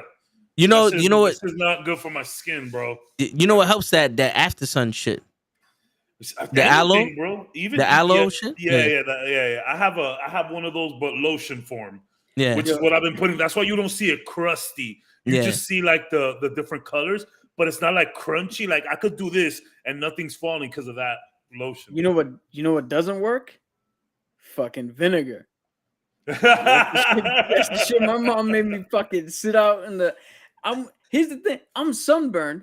Sit outside on the porch on a sunny day with no shirt, putting vinegar on. She fucking tried to cook me, bro. Mom Dukes came from a different time. Mom Dukes was rough. Word. She was rough. But yo, shout out. We just fixed Ant-Man Quantumania. I think if we were to all take, so what I liked about yours, Toe, is you focus on the family. You've been saying that from the beginning. You're like, I don't buy this family. I think just a simple line as she's like a granddaughter to me would have just fixed all of that. Yeah. You're so right. And then I like Cap, how you kind of look just like you said fuck Loki. We know what you're right, bro. We know what Loki's doing. We didn't need that. Like as hyped as I was for that scene and as hyped as I am now for Loki season 2, you're right. We knew there were gonna be like time traveling all over looking for Kang. Damn. You guys killed that shit, bro. The transition. I could see that already. Like you just see like a beep, beep, beep, beep, ring. Hello? Like, yo, that would be so badass, Toe. That would be because Marvel loves to claim that they have those transitions on lock. Yep. That would have been cool. And yo, I gave a purpose for this Kang. Yeah. Specifically. Yeah. Yeah. Yo, I'm telling you, between the three of us, because our shit was so similar, you take the best parts of all three. Yeah. And there's your movie right there. Yeah. And yo, it didn't take much. It just a little different. One, motivation for Kang. Two, motivation for Hank. For the Ant family. Yeah. Because you had it all there. Cassie was the key. The child is always the key. Absolutely. Because we can always get behind a parent trying to save his child, whether you have kids or not. Yeah, 100%. You know what I'm saying? And you don't need to have kids to understand that you will do anything for your kid. Yeah. You don't need to have a kid to know that. No. And it's easy as a motherfucker to just fucking have some kind of motive for everyone. You know? And you want to make it seem like they're family, and I don't think Cassie calling Hank grandpa works because she's a fucking. It wasn't she's enough. A young adult. It wasn't enough. Yeah, she's a young adult. You know what I'm saying? And everything we know from young adults, they don't just show emotion like that. You know, they don't just out of nowhere just start calling people they don't know grandpa, grandma. You know what I'm saying? Here's a legit question I have. Here's a question. Have you forgotten, or are we not counting the fact that Cassie knew Hank from the first Ant-Man movie all the way through? And that relationship could have built in the background. Well, she didn't know him in the first movie. No, but I'm saying it's from the first movie to Yeah. this movie that they had that. I'm just saying, like, that's something Listen. that either you don't No, take into account, or you I might get have- it. I get it. But I think what would have been stronger is if she called Hope mom and not Hank grandpa. And we saw that at the end of Ant-Man 2, where they're all like in that little scene, like they're like hugging and like it like zooms out into the moon at the end of it. I think it's Ant-Man 2. No, that's at the end of is it one? Endgame. Where they're like, okay, cool. Well, we Yeah. get that scene. So I think I kind of like that idea of her like calling Hope mom and not. Yeah. I don't want to call you grandpa. Like, I don't even want to talk to my real grandparents. Rest in peace. No, you know what I'm saying? Like it just, that one felt like one of those rushed or forced. Yeah, that you're speaking too fast. So this is a detail that we may have heard but missed the nuance of it. I love how that was your problem and you fixed it in your fixing. You know what I'm saying? Yeah. And I think you're right. Just a little focused on family. You know, this is a Fast and the Furious man over here, so of course he wants to. No, yeah, but I hear you. I hear you. It does make everything like just gives everything more weight when the Ant family is really being a family.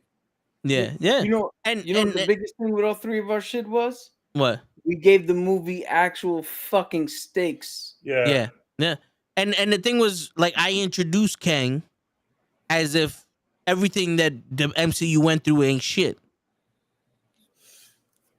You know, I love the difference too, because me and Cap kind of made Kang a more hospitable person, where you were just like, no, like, we're like, I need to get this done now. Like, fuck everything. You know why? You put urgency to Kang. Yeah, and also when you find out this isn't the Kang everyone's worried about, it makes you go, wait a minute. People are just trying to stop this Kang because he's going around making all of these fucking incursions. Because that Hank Pym wasn't supposed to die. A lot of these Hank Pyms ain't supposed to die, but he's going around killing all of them. Because that's one of the few Kangs that his wife died.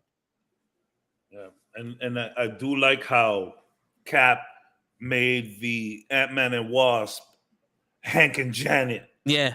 Like, I knew you. I don't know you specifically, but that suit, those suits are very familiar. Yeah. That's super cool. I thought of that almost immediately after hearing him go, "Are you the one with the hammer?" Yeah. Because I was like, if you killed the Avengers over and over and over, you would know which one this is. And it didn't play, at least for me in the theater, it didn't play as like tongue in cheek. It's kind of the way I took it. It's kind of like that new thing that everyone does online, where it's like you put up a picture of a person like this celebrity, blah blah blah, and everyone's like, who? And it's like, bro, you know who that is. Yeah. Stop. Like, you know who Messi is. Cut it out. You know who it is. I think that's like, he's like, are you the one? Like, I think he knew. So like in my version, one of the things that I missed out on is Kang knows who Scott is, but he's playing it off. He's like, oh, so, you know, obviously you guys got to know something or do something. You're just making machines. You know, what do you do? And I actually have a little like cute scene between them where Scott's like, you know, I could get small. And he's like, okay, show me. And he just gets small. And Kang's like, can you get big? And he's like, yeah, I can, but there's not enough space. And Kang's like, just go for it. He just like gets big and like breaks everything. And Kang's like, hold on, let me show you what I can do. And he like makes like the steps. You see how he came down on the steps? He like makes like a platform going up on the steps. And he like climbs up and he's like on top of Scott. He goes, hi. Just like a cute, I love those hangout scenes. Yeah. I love those scenes. Like everyone trying to lift the hammer and Cap almost moving it and Thor freaking out. And the payoff later, like, bro, that is such an underrated scene because later when Vision just, hey, it's like, he just gives him, he picks it up and gives him the hammer and everybody's like, after what we just did, I think we could trust this guy. Like, dog, we need those scenes, and those moment-to-moment scenes. We don't get that much anymore, bro. And the best part is they knew what they were doing. See, these are the details when you slow down what you're trying to say. Because Cap moved the hammer, but everyone spoke about Vision picking it up. Yeah. No one spoke about Cap moving the hammer. And then Endgame comes and he lifts it up and everyone's like, oh, no way! And everybody... Yeah. Because how many people was like, yo, at the end of Endgame, I want to see Cap lift up the hammer? Yo. That was one of those... Is that the best moment in MCU history? Him picking up the hammer?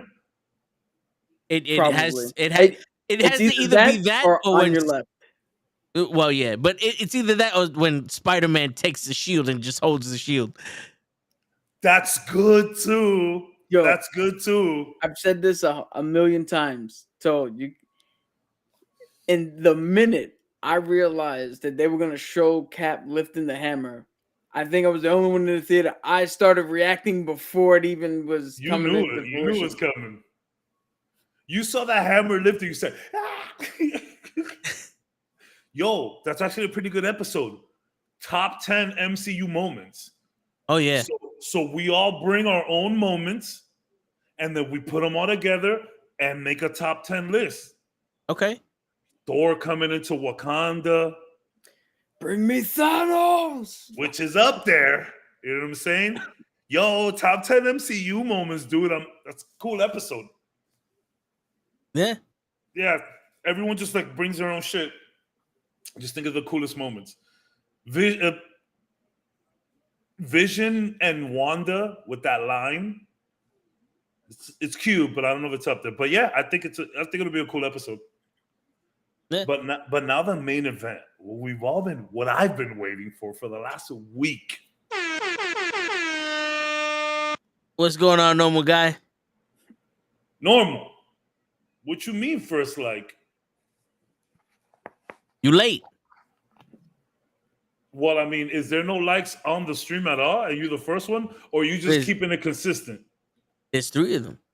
Yeah, there's likes, bro. Wait, what? Did you come in, like it, and leave, and now you come in mad late? Yeah, normal. You can't claim first if you're not first. Word. And if you're not first, you last. We love that you're first all the time. Word. Bruh. Come on now. You can't call it like that. Word. Yeah. But yeah, the main event. So let's let people know more or less what this is. All right. So not ever since Iron Man first came out.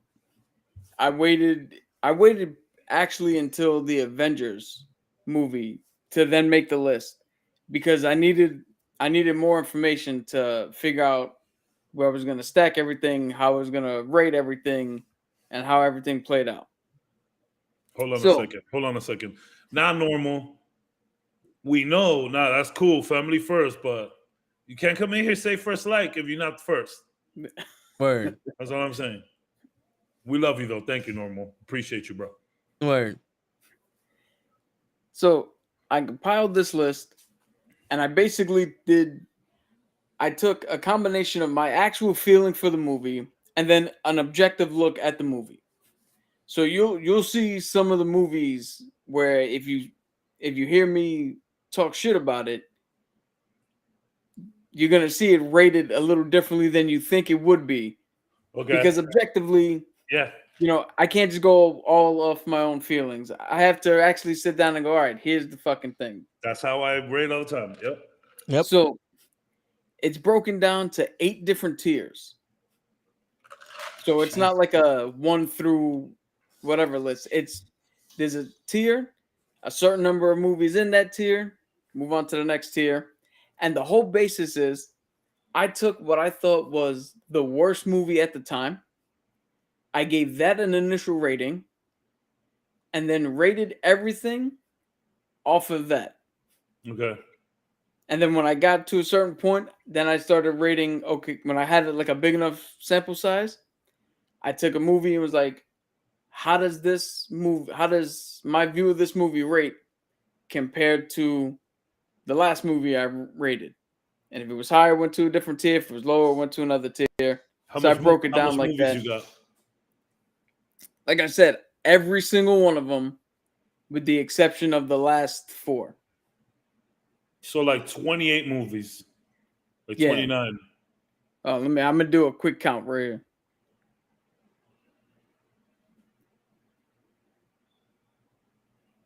I like 31, 32, but this point. 27. 27. Gotcha. Yeah. And then we got, like I said, live, we're going to do the last 4 from Multiverse of Madness all the way until now. So we got an hour and a half. I don't want you to rush, but keep that in mind. Yeah, so Tony needs some sleep. We're going to start with tier 8. That's the lowest tier I have. This is where I based everything off of. There's only 2 movies in this tier. Oh shit! Thor 1 and 2. Close. So everything's based out of a 10, right? It's a 10-point rating system. So it's Thor: The Dark World and Captain America: The First I knew you Avenger. were gonna say that, bro. I was literally gonna say, don't put Captain America there. Come on, man. So mean. So mean. They both rate at my lowest score 6.5 out of 10. Wow, come on, man. That's so mean. Yo, here's the thing. If you want clarification on anything, we can go into why I put No. This is your list. No, but I'm here. Yeah, let's hear why you did it. Let's hear why you did it. I'm gonna say that you're mean though. That's mean. So Thor: The Dark World, I put there because we don't need explanation on that. Well, yeah. Here's the thing, right? I played D&D. That was an entire movie of. So like I said, I played D&D. I'm a big nerd. I like the whole fantasy element. I watch all the animes I watch are pretty much sword and magic and all that shit. But when I was watching Thor: The Dark World, the Lord of the Rings-esque beginning, like the fantasy beginning, when he was fighting everybody and hit the rock giant and all that, I thought was the most boring fucking thing in that entire movie. So I was like, this is a genre that should fucking grab me, and it hasn't grabbed me. I can't make this. I can't like this movie at all.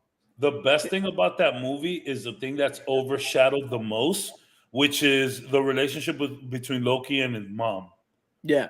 Like when she's going, like Loki is distraught.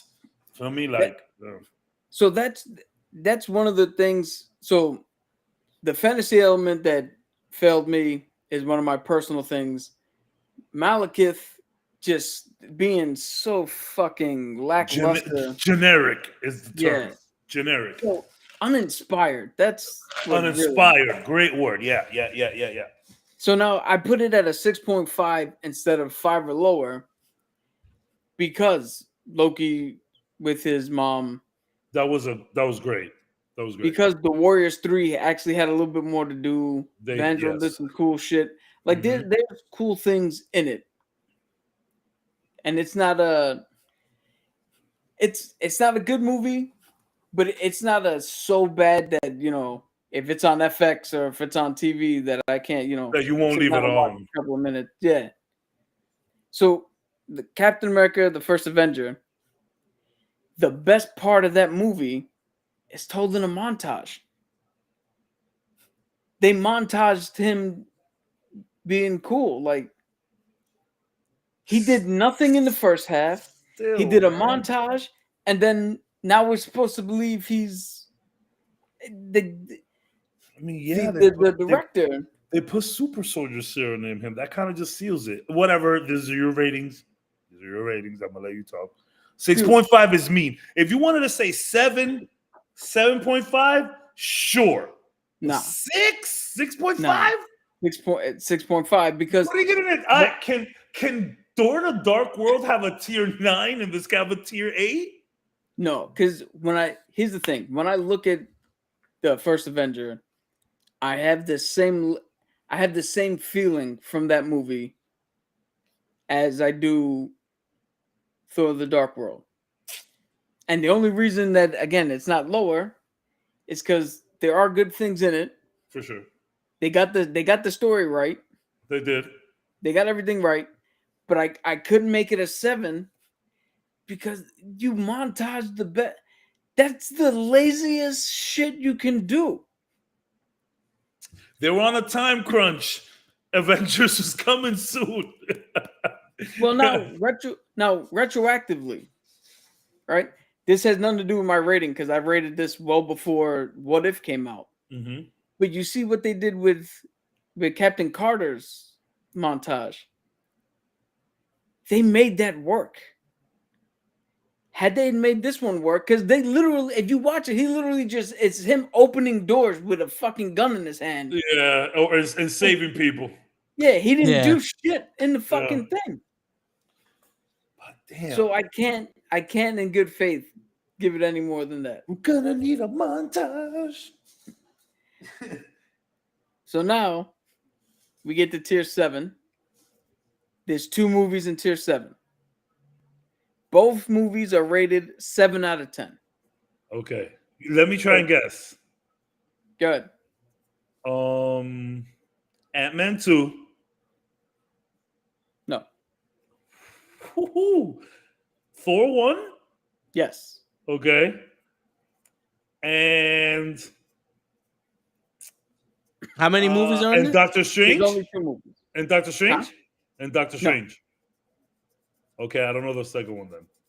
You want to take one guess, Toe, before we go on? Iron Man 2. Yes. Oh, I was gonna say Iron Man 3, but I know you like that one. So okay, yeah, I thought Iron Man 2. Okay, cool. That's not bad. That's not bad. So now I agree. have these here because Thor, the movie, objectively, the movie is better than the first one, but not as better good. than the second one. Yeah, sorry. Yeah. Better than Thor: The Dark World, but not as good as some of the other ones that have come out. But the acting, the fucking acting between Hemsworth and Anthony Hopkins, that's some of the best shit. Yes.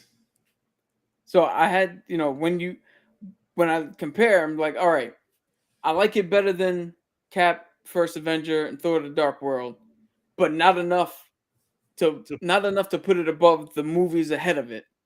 So it's got to sit in that 7 range. So what happened with Iron Man 2? You didn't like Whiplash? Iron Man 2 just seemed bland. It seemed lazy. Vanilla. Yeah. Broom better. Like Mickey Rourke was okay, but I was reading all the trades and shit beforehand, and apparently a lot of what he did ended up on the cutting room floor, and he thought he put in a better performance, and just that shit at the end with them just hitting random fucking robots, like it was all right, but it didn't do anything long lasting wise. Iron Man 2 was whack. Not whack, but it was just mid. It was mid. Yeah. It was mid for sure. I agree with this tier wholeheartedly. All right. So now we go up to tier 6. Again, 2 movies in here. All right, wait. Hold on. These are 7.5 out of 10. Okay, 7.5. So in this tier, you have Black Panther? No. I keep thinking that you're gonna rate things low. So let me stop thinking that. Okay. Is Ant-Man 1 here? No. Oh my god. Oh yeah, I think you said Ant-Man was an 8.5. So let me guess one more. Iron Man 1? Nope. Oh shit. I don't know then. You want to take a guess?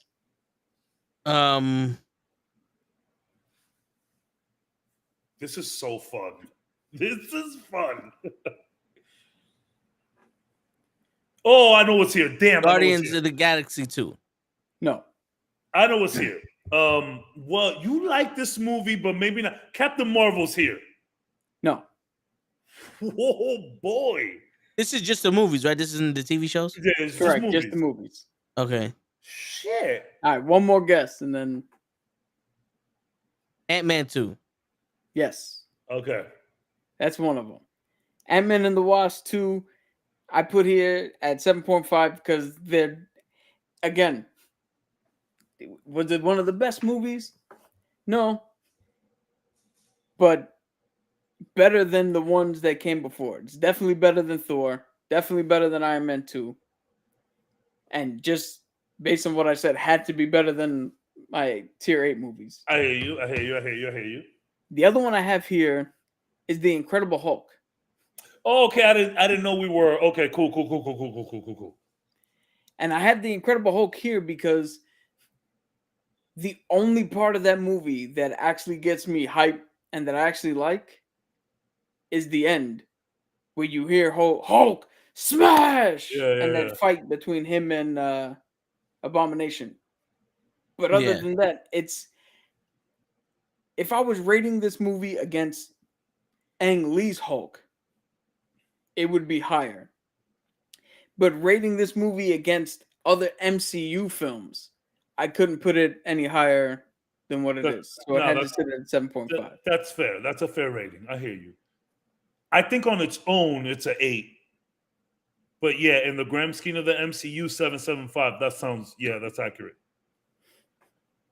All right, now we go up to tier 5. This is where Captain Marvel is. We'll see. Tier 5 is, these are the 8-point movies. So these are 8 out of 10. It's not until the 10th, bro. I appreciate you. And this one has there's a lot. This one has 7 movies in it. And this is the 8. This is 8.0. Yep, 8 out of 10. Okay, 8 out of 10. So Guardians 2 is here. Yes. Okay. Captain Marvel, is it here? Captain Marvel's here. Oh shit! I was about to say, Iron Man 1 is here. Nope. Okay, so Iron Man is 8.5. So then Black Panther's here for sure. Nope. Oh shit. Okay, this is where we find like the Homecomings and the Far From Homes. Well, I'm gonna just tell you because there's too many. Yeah, it's a lot. Yeah. So we start off with the Eternals, and this is where I say the whole I had to look at it objectively, because the Eternals, personally, it's a mid movie, but objectively, if you took it in a vacuum and didn't have to put it around the context of the story that the MCU was telling, is it really that bad? No.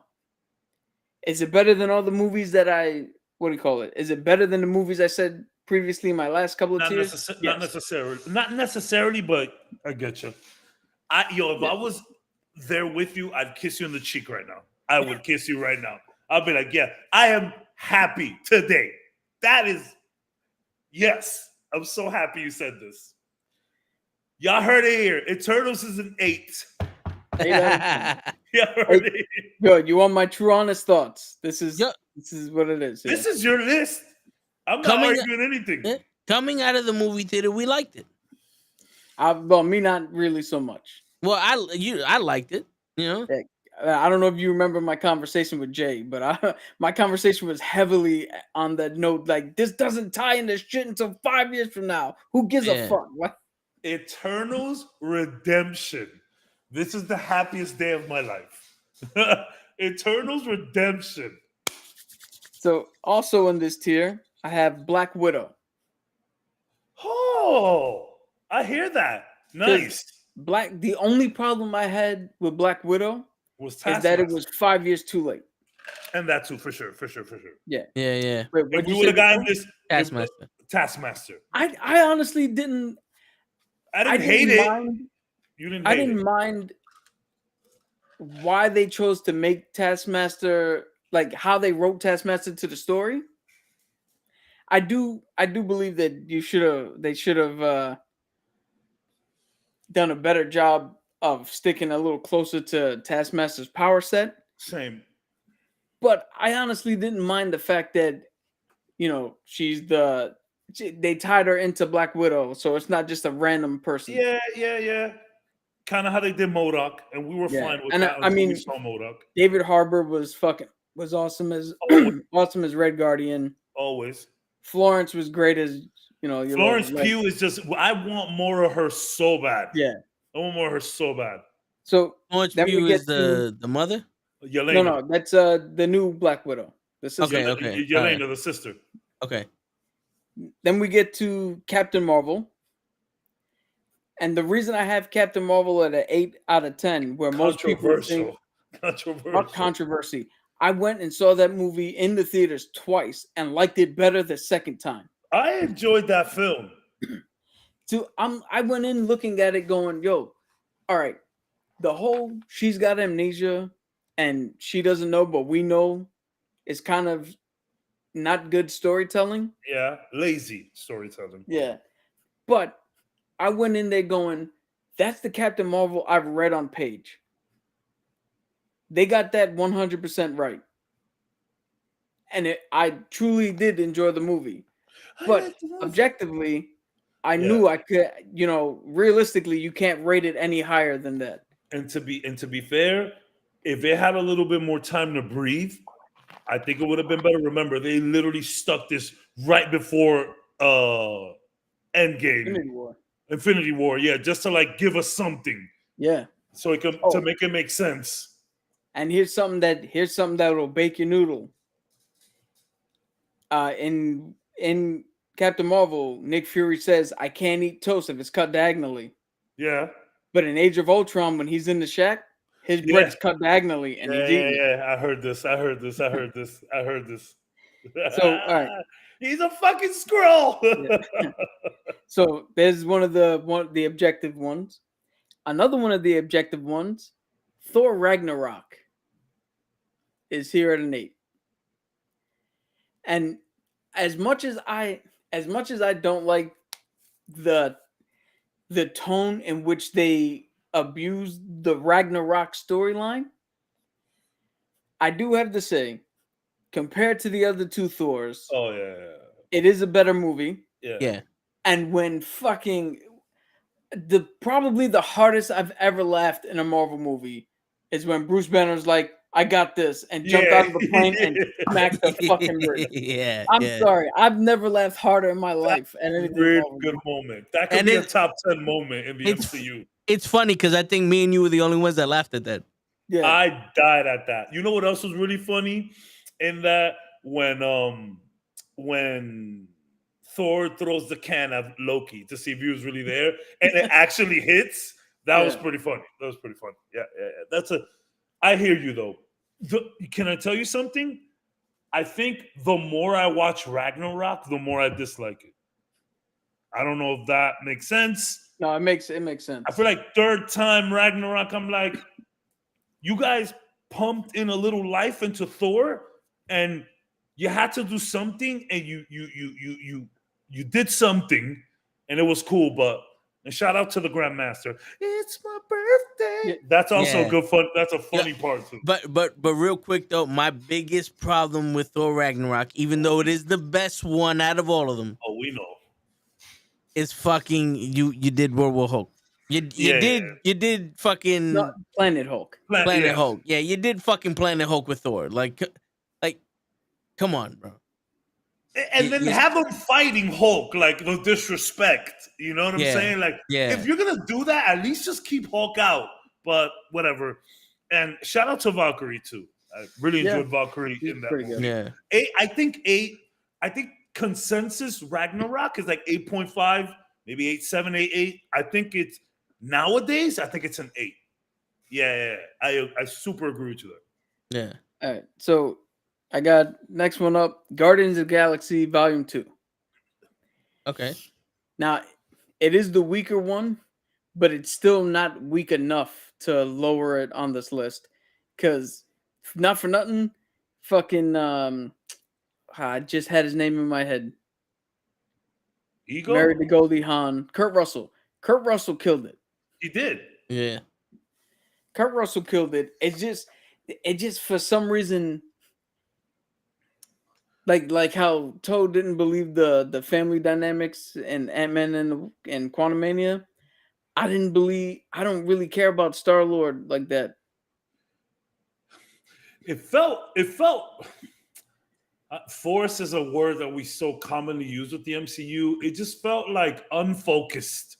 Yeah. Well, Where it's like the first one is like, here's this team, they all meet and they get an end goal. Boom. I feel like 2, there was a lot of stuff going on because you have Drax and his thing, you have Mantis and her thing with Ego, you have Quill and his thing, you got Rocket taken care of. I don't know. It just felt all over the place. You know what I think the purpose of Ego was?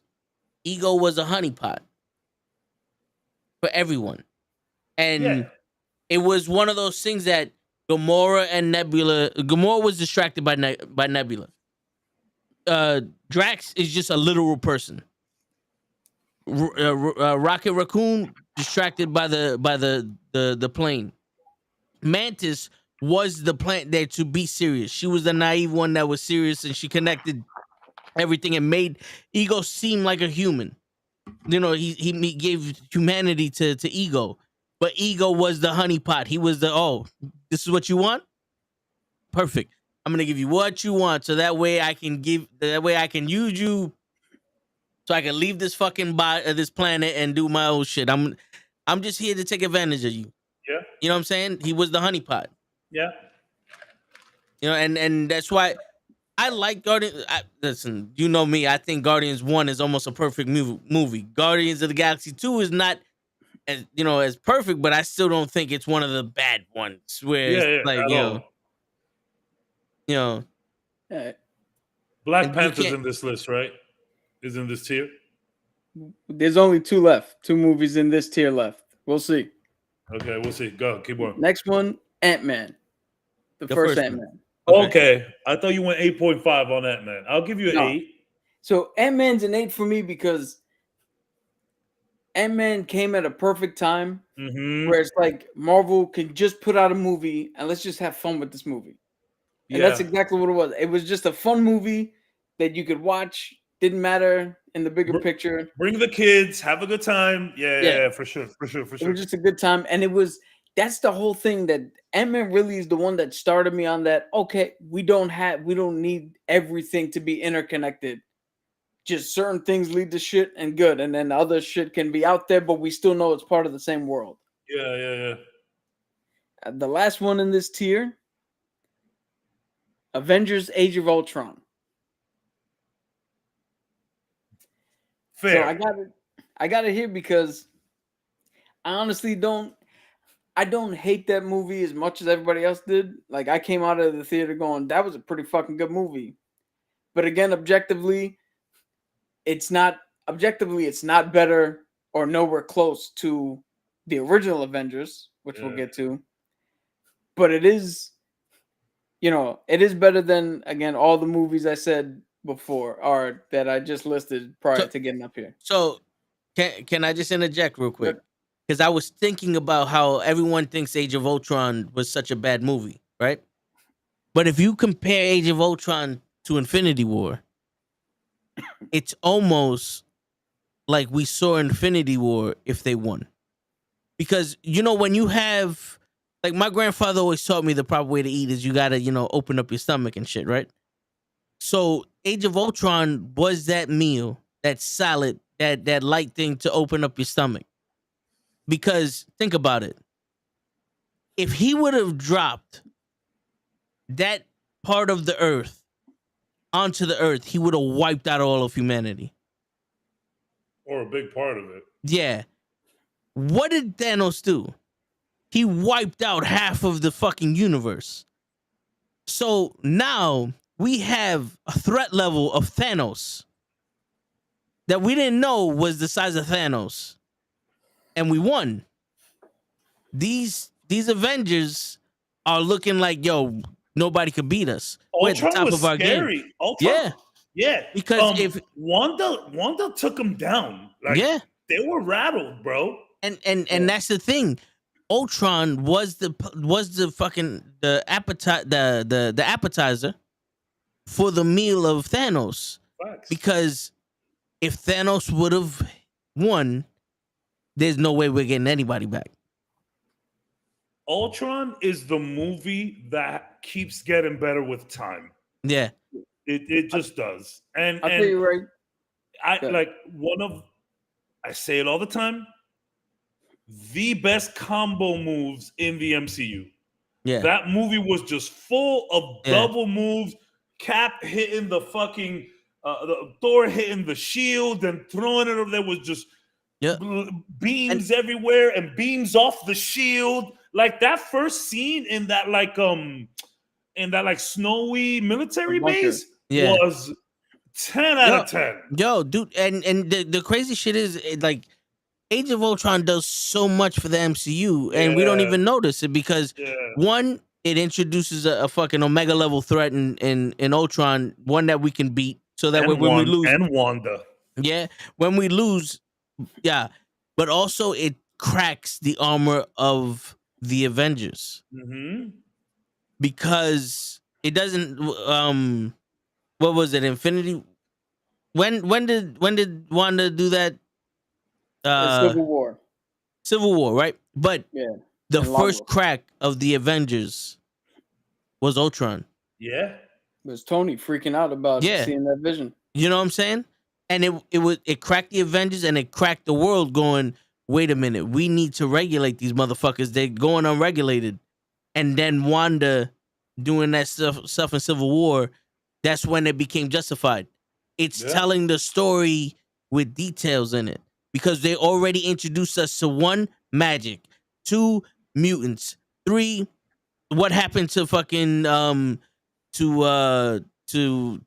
Hydra, 4, it gave us an Omega level threat and the possibility that we can stop an Omega level threat. 5, it cracked the armor of the Avengers. 6, now it puts something in place for all the other people that are enhanced, all the other heroes that are around the world, for them to just be accepted by everybody because we're used to this shit now. Ultron's low-key goated. I don't give a fuck, bro. 5, it also shows the strength of the fucking Infinity Stone, the Mind Stone. Yeah. That shit made a perfect being. And 6, it was the first movie, and the second movie would be The Eternals, but it was the first movie that makes you question shit.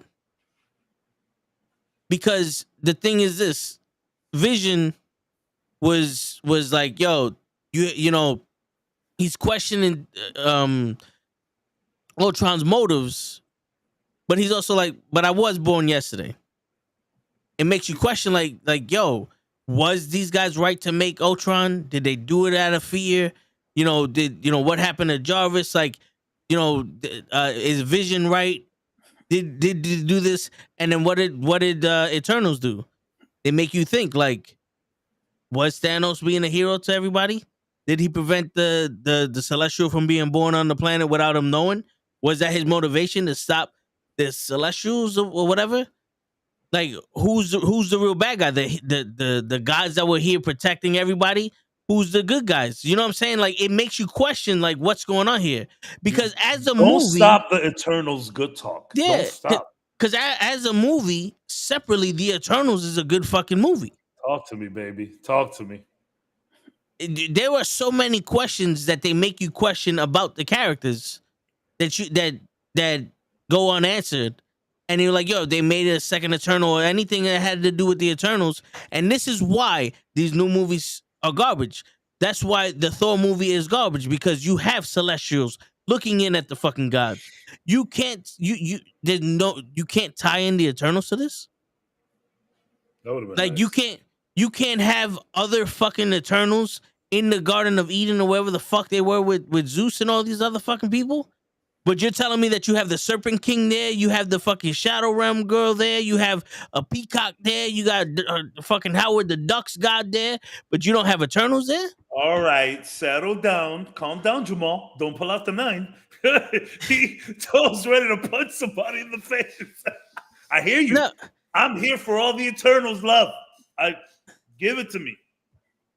You know what Give I'm it saying? to me. Yeah, so that's the thing. It's like, yo, some of these movies are here to incept ideas in you. So when you see it played out, you're like, I get it. I Yeah. get it. When they turn around and go, the ether was the fucking reality stone. You know what I'm saying? It doesn't make Dark World a better movie, but now it's like, now we know why they did this. Yeah. You know? The connective tissue in Dark World is actually pretty impressive. Yeah. It's still a bad movie. What else you got on this tier? So, well, that's the end of tier 5. What were the movies again? So, Age of Ultron, Ant-Man, Guardians Volume 2, Ragnarok, Captain Marvel, Black Widow, Eternals. Okay, there's gonna be a lot in this next tier, so just go for it. Well, we'll see. Two things I want to say real quick about Age of Ultron. One, I don't give a fuck what anybody says. The best fucking Quicksilver is in Age of Ultron. Yeah. Facts. The actual fucking Quicksilver is in Age of Ultron. Yeah, Did one you of the see that Maximoff's one coming? brother. Yes. Yeah. And Yes. two, one of the big knocks for me, Hydra and Baron von Strucker was essentially played for shits and giggles. Mhm. We are not gonna give up. Immediately give up. Like what? Yeah. That was kind of stupid. It was a little dumb. That's why it stayed in that 8 range. So now the next tier is tier 4. These are 8.5 out of 10 movies. Okay. And there's This is 4 so movies. fun. There's 4 movies in this tier. Oh shit! Black Panther's here. No. Respect. Okay, let's go. So, Okay, this is Guardians a of tough the tier. Galaxy 1. No, Guardians is Yes. 9.5. You got Guardians at an 8.5? Yes. And we'll get into it here. Oh, yeah. We'll start. You know what? We'll start a little bit Just go out of for order. it. So Guardians of the Galaxy is here at an 8.5. Only because, like, objectively, it's a good movie. Toe, that's one of Toe's favorite. He said it's a perfect movie. It's one of mine too. I don't see it that way. And I think it was a bigger stretch for me to believe that these guys could fit in the world of the MCU. I'm talking about like the Earth level shit. Yeah. Like coming out of that movie, I was like, that movie's good. Batista did way better than I thought. Yeah. But initially, when I ranked it, I was like, that seems it kind of had like the X-Men problem. It's a little spacey. It's like, yeah, that seemed like it's their own thing. And they're in this area and everybody else is over here. Did they kind of all work and fit together? Yeah. But I don't add points for that because when the Russo brothers were doing Endgame and Infinity War, they literally had to have James Gunn there to write all the stuff for the Guardians. Yeah. They weren't allowed to play with them on their own. James Gunn had to spoon feed what the fuck they do. And for me, that knocks off points because, sorry, James Gunn, you're not that special to me that you can't let anybody take the reins. Every other motherfucker had the reins taken from them when they like. Solid point. A solid point, Cap. I'm gonna hit a solid point. That's a solid point. Yeah. So the other movie I have on here, Doctor Strange. This is where I have Doctor Strange. I like it. Because Doctor Strange was a good movie for me. Divisive. I honestly don't see how it's divisive, but again, I know Strange from the comics. Again, it's stuck close to the. I know Strange from Spider-Man. So I was like, yeah, this is kind of cool. Visually, at the time, that was the best Marvel movie I've seen. Visually, at the time, I was like, wow. I enjoyed that movie. Caecilius was, Yeah, I would. That's why it's not higher on the list because Caecilius was another one of those who gives a shit bad guys. But the two things, one, I saw it regular, and then I saw it again in 3D because I was with people and I had no choice. Good And idea. in 3D, it was even better. Yes. And I don't care what anybody says. The whole fucking Dormammu, I've come to bargain. That's a fucking great way to end. Genius. When you don't need a fucking sky beam and a big ass fight scene. Yeah, we don't The need whole explosions. I could just do this shit all the time until you realize how that was fucking good. Cap, 9 out of 10 times, I'd rather you outsmart the villain than just like beat his ass up. And it's funny, I've said this on this podcast before. When I was younger, I didn't like Spider-Man as much because most of the time he's outsmarting people. And I wanted to see explosions like the X-Men. And now that I'm older, I'll smart the motherfucker. Let me see you think about it. Yeah, good call here. 8.5, Doug Strange, I'm with that. So now we get to the next one, the penultimate one. Wait. So what do we have here? We had in this tier, Guardian and Doctor Strange. You said it was 4 here. Yep. So I got 2 left. Oh, okay, gotcha. Sorry. So the next one, Iron Man 3. And the reason I got Iron Man 3 up here is because twofold. One, I honestly didn't mind the fucking Mandarin reveal. And when I say that is in the theater, I was like, this shit is genius. Coming out of the theater, I still liked it. Has my opinion on it over time waned? Slightly. Yeah. But I still like that. But my main reason why Iron Man 3 is at an 8.5 is because for me, it paid off something that was said in the first Avenger movie. When Cap was like, yo, you're not the man to make the sacrifice play. I know 10 people that are worth one of you. Like, when he's like, yo, you're nothing. And his only retort was, I'm a billionaire, playboy, philanthropist. Like, he had no real comeback. This movie shows Tony Stark is the hero, not the Iron Man suit. Yeah. This was the start of this right here shows you the foundation of why at the end of Endgame, he says, I am Iron Man, and he snaps everybody back and puts Thanos out and takes the hit. It's because when his suit was done and it had to be him, he still fucking did it. Well, after you said that, like months ago, like when we were like barely into this, I went back to Iron Man and I was like, you know what, Cap? You do make a good point. I like the whole, like, it's kind of like a Born Again arc type of deal. I was like, yes, I enjoy this. You took everything that made Tony Stark, and he had to figure it out. And I was like, I still won't go as high as 8.5. I got some issues with AIM and what's his name? Trask, I think. It's Julian something. Yeah, that guy. Julian. I still have some issues there.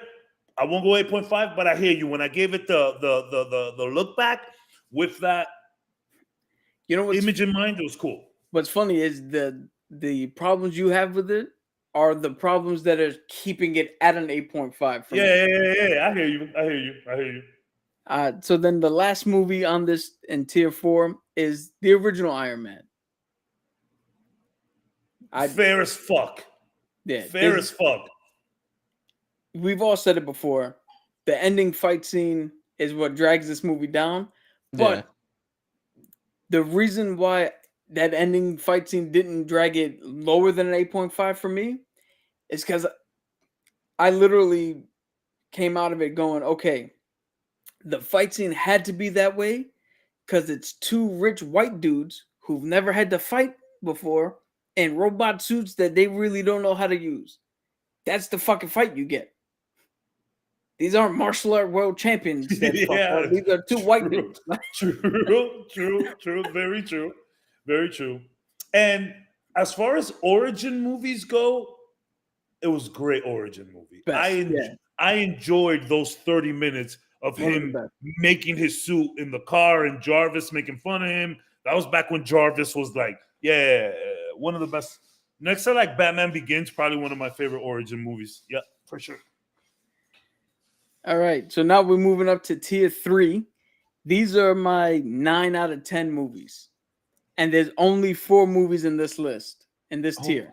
Oh my God, you put Shang-Chi at 9. I love it. I love that. I love that. No. You 9.5 for Shang-Chi. What's here? What's in here? You guys want to take a guess each? Or you want to Well, so Civil War? No. Okay. Oh, Not Winter Soldier. Winter Soldier. Nope. Okay, cool. So Homecoming is here. All right, I'm gonna get into it because there's only 4 movies. Homecoming, Far From Home, and like No Way Home. I think they're all here. So I'll just spoil it. All 3 of the Spider-Man. Yeah. I hear you. And the first good. one, Homecoming, the Vulture. That was the best part of that movie. Tom Holland's first go around as Spider-Man was great. The scene that I keep thinking about when he's is stuck when under the the shit's rocks. on here and he's yelling for help. He's just and like you crying. hear the desperation in his voice. He's a kid. Yeah, it's really good. That's just some of the best fucking shit ever. And Jake a Gyllenhaal. second scene in that movie, the car ride with him and Vulture. Yes. The respect, but also the threat there. Yeah. Wow. The Spider-Man Far From Home, Jake Gyllenhaal's performance as Mysterio, fucking top notch. That was great. Yeah. I used to not like any Jake Gyllenhaal movies, and then I saw him do Southpaw and this movie and a couple of other ones, and I was like, no, this motherfucker can act. You didn't like Bubble Boy? Yeah, I remember that shit. Yo, Toe, turn this camera off. Kick him out of here. I'm sorry. You should watch him in Prince of Persia. The other Spider-Man movie, No Way Home. This is one of the objective ones where, to me, if I was putting this would probably be in like the 7 range. For me, we know what my problems are, but I'm man enough to admit that's just an internal thing, and realistically, that movie is a 9 out of 10. Yeah. The last for me, yo, I'm sorry. At least a 7.5. No, you sent them back to die anyway. We can't kill them here, but if you send them back, they die. What the fuck happens, bro? Like this. It's part of the multiverse. That's what's supposed to happen. Now I get you. Let's not get into it, but I appreciate you. Yeah. But here's the thing, though. You gave him peace. Huh? You gave him peace. Yeah. I don't think the saying is "give me peace" or "give me death." No, but it's what you can do for somebody. It's like putting someone that's gonna go in a hospice. Like, yo, they're gonna make them as comfortable as they can before they go. You know what I'm saying? Yeah, but again, I brought a lot of extra shit to it. Yeah. I remember. Yeah, we remember. At the end of it, a lot of good points though. At the end of the day, it's in its rightful place. Yes. No. Hey, I will from Cap on that movie. I will take a 9. I'll take a 9. The last movie in this tier, Black Panther. On a 9, shit, nice. Yeah, I have Black Panther like 8.5 to be honest with you. Yeah, well, Black Panther. Was it a CGI? Black Panther was fucking awesome until that last fight scene. Yeah. And I had an issue with Killmonger. I had an issue with Killmonger. I didn't have that issue, so that's why it bumps up. Yeah. That's a personal thing with Killmonger for me. You know, the one issue I have is that the dude that brings Killmonger to Wakanda, I would have loved to see more of him. Yeah, I would love to see some more Claw. He's an amazing character. You could tell how much fun he had in that role. Yeah. With his prosthetic arm. That Ultron cut off. Yep. Yeah. Ultron is... So that shit is aging like wine. Okay, so next tier is tier 2 or 3. So this is tier 2. These are my 9.5 movies, and there's only 4 movies in here. Okay, so Winter Soldier, Civil War, Infinity War. No. Endgame is here. No, Infinity War is here. Endgame is the next one. Okay. Yeah, any more guesses? Because you got 3 out of the 4. And Shang-Chi is... Yeah. Shang-Chi, Infinity War, Captain America Civil War, and Captain America Winter Soldier. Winter Soldier, Now, yeah. And Ant-Man too. There's a reason. There's a reason they're all here. Captain America Civil War and Shang-Chi are tied for my absolute favorite. They flip-flop depending on what day it is. 1 or 2 my favorite fucking MCU movies. I love that. These movies to me are damn near perfect. Shang-Chi not only told you a different culture, but it had a different flavor. When they say he was the best martial artist, he was fucking great as a martial artist. They actually didn't do the stupid shit of he's in love with his best friend. They actually kept them best friends. Yes. She wasn't annoying. She actually trained with the bow. Yeah. She didn't do too much. She had 1 shot. She didn't fucking go out there and murk 57 of these fucking things. It makes, if you know Chinese culture and all that shit, the whole fucking he fought the dragon. That's what the fuck happens. Like, yeah. To me, it was great. The dance, the little fight scene between the mom and the dad. Back before they met, God, don't even get me started. But the best choreography I've seen in the MCU. This is legit. Yeah. This was legit martial arts. But Winter Soldier, also very good choreography. Yeah. So what do you call? I'm just gonna explain the movies in here. Infinity War's in here at a 9.5. Because we like Endgame better. Yeah, we went in on that, remember? Yeah, but there's an actual reason to this. It's not a 10 because they killed Groot. No. Because this is the first movie. If you didn't see, so like some of these other movies, you can not see any of the other ones, walk in, ask 1 or 2 questions and be caught up and be like, all right, I know what's going on. Infinity War is legit. If you didn't see any of the other movies, you have no idea what the fuck's going on. Yeah. This is not an accessible movie. Yeah. For somebody who's just gonna show up and like, oh, I got time to kill today. Let's just go see a movie. This is why people started rewatching the MCU. Yeah. It was because of this movie. Yeah, for sure. Now, Captain America Civil War and Winter Soldier, they're fucking great movies. 2 of the best movies Marvel's ever done. The reason I like Civil War over Winter Soldier is because it made so much. So I read the original comic Civil War, and to watch the movie and see how the movie did Civil War, it made so much sense. Yeah.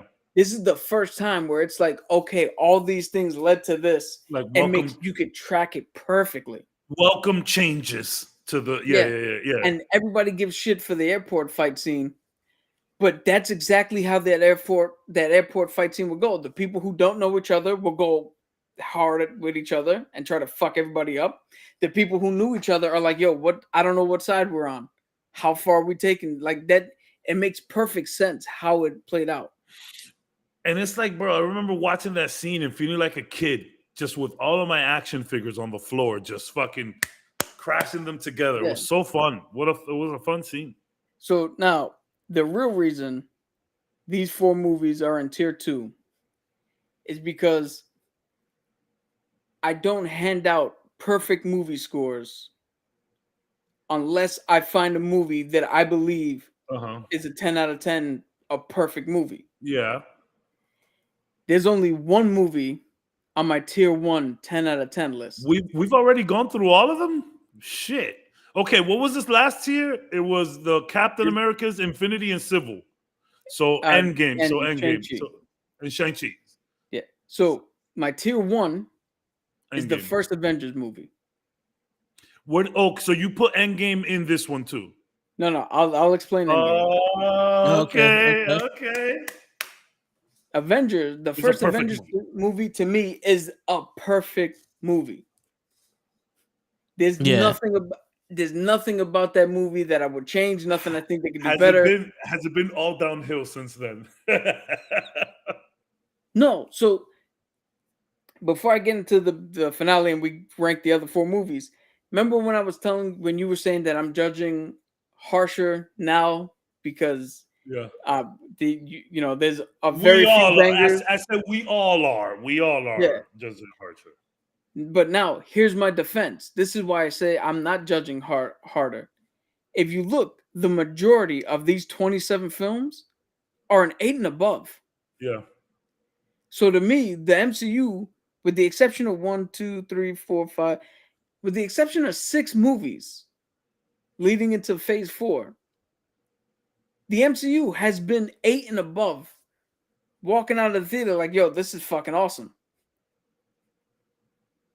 So I'm not judging. I'm glad. I'm happy. Standards that we've had in the past, and they're not meeting it. I'm happy. If we give it mostly everything an 8 out the door, I'm fine with that. So now, like I said, and the first Avengers, perfect movie, tier 1. 100%. Endgame is on its own separate 11 out of 10 tier, only because it is the perfect wrap up. Yeah. For this entire Infinity War saga. And when Cap picked up the fucking the hammer, I lost my mind. There's other little bits and pieces when people did some shit that when A-Force showed. I don't give a fuck what people say about female superheroes. Seeing them all sitting there like fucking no, we got this shit, and the Wasp showing up out of nowhere. Oh my god! And amazing. The Rescue and Iron Man back to back, repulsor blasting everywhere. Yo, that was and the famous line on your left. Yo, I still to this day cry every fucking time I hear that. And then there was no bigger fucking payoff, no better moment to hear Cap, Avengers assemble. We actually led to it meaning something. It had pathos. It had everything you need. That's the most complete fucking ending ever. And like Sandy Koufax, you gotta put it on its own fucking pedestal. Yeah. And like even if you, and yes, like I still like Infinity War better, but like the tall task of wrapping up this 10-year saga and doing it the way they did with this movie, tapping into some time travel and not making it, crazy, and killing off some pretty important characters that like we just lost. Like, oh my God. Yeah. Yo, shout out to this list. Well, we're not done yet. Eternals though. I'm happy tonight, bro. I'm happy. Eternals at an 8 from Cap. I swear to God, I'd kiss you if I was there. We're not done yet because we got to rank the last 4 now. The last 4, yeah. My bad. So, how we want to do this? Start from Quantum and go backwards, or from Multiverse and go forward? Multiverse and go forward. All right. So, Multiverse of Madness. Oh boy. For me, as much as I had problems with that film, I can't give it anything lower than a 7 out of 10. So I'm putting it in tier 6. 7 out of 10. Okay.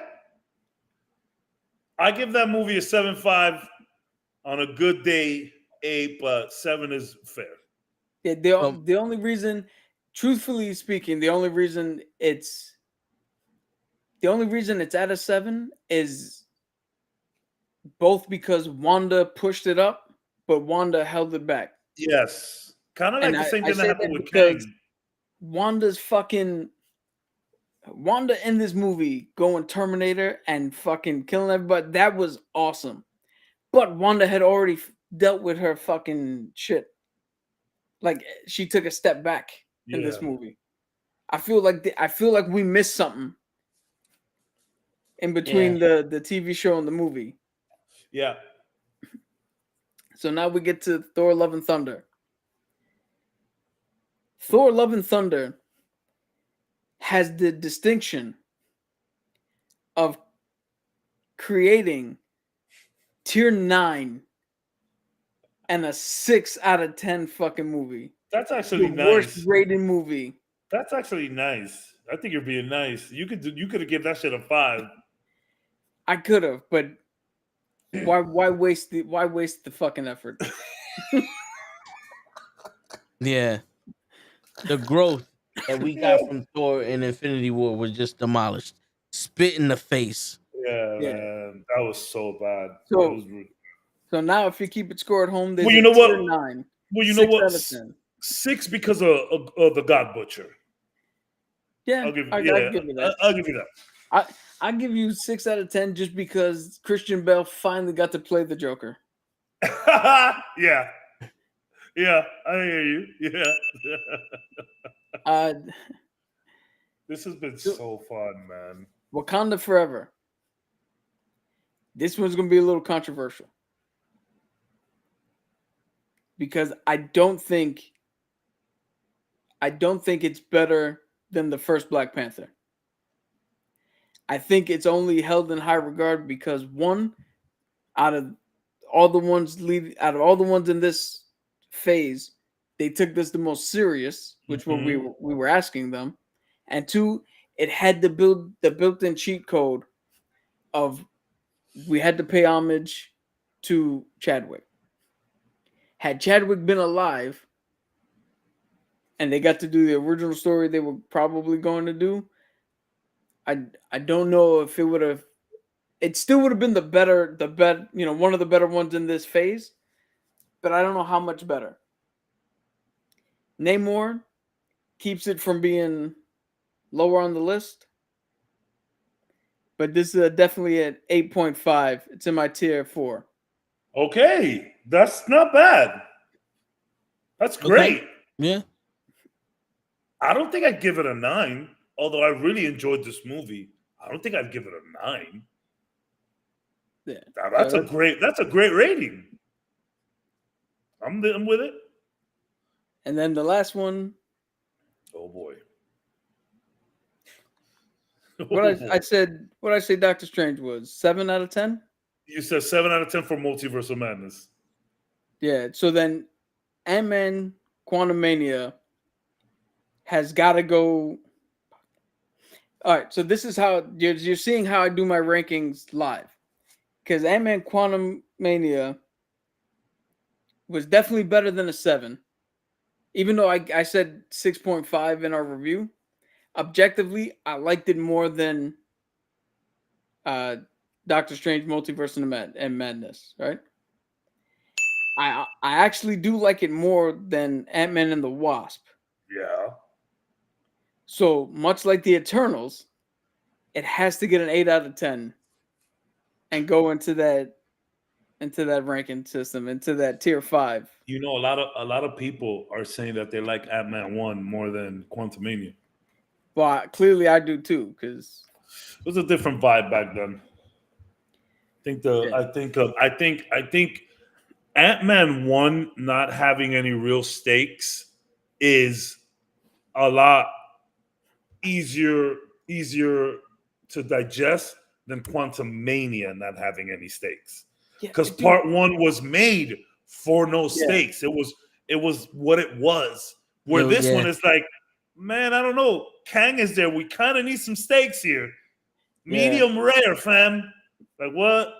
I don't know what happened with Ant-Man and the Wasp. The second one just felt like came out of the movie theater and was like, oh, so we're not gonna go up a level. We're gonna keep it right there. Yeah, it's like, oh, okay. No, okay. A little bit of progression would have been nice. So again, much like the Eternals, my personal feelings about it are vastly different than where I have to rate it based on my own system. Dude, it's better than Ant-Man and the Wasp, and that's at a 7.5. So by default, it's got to go up to the 8. This was a great list. Clap it up for the list. This was fun. This was some of the most fun I've had on this podcast. This was great.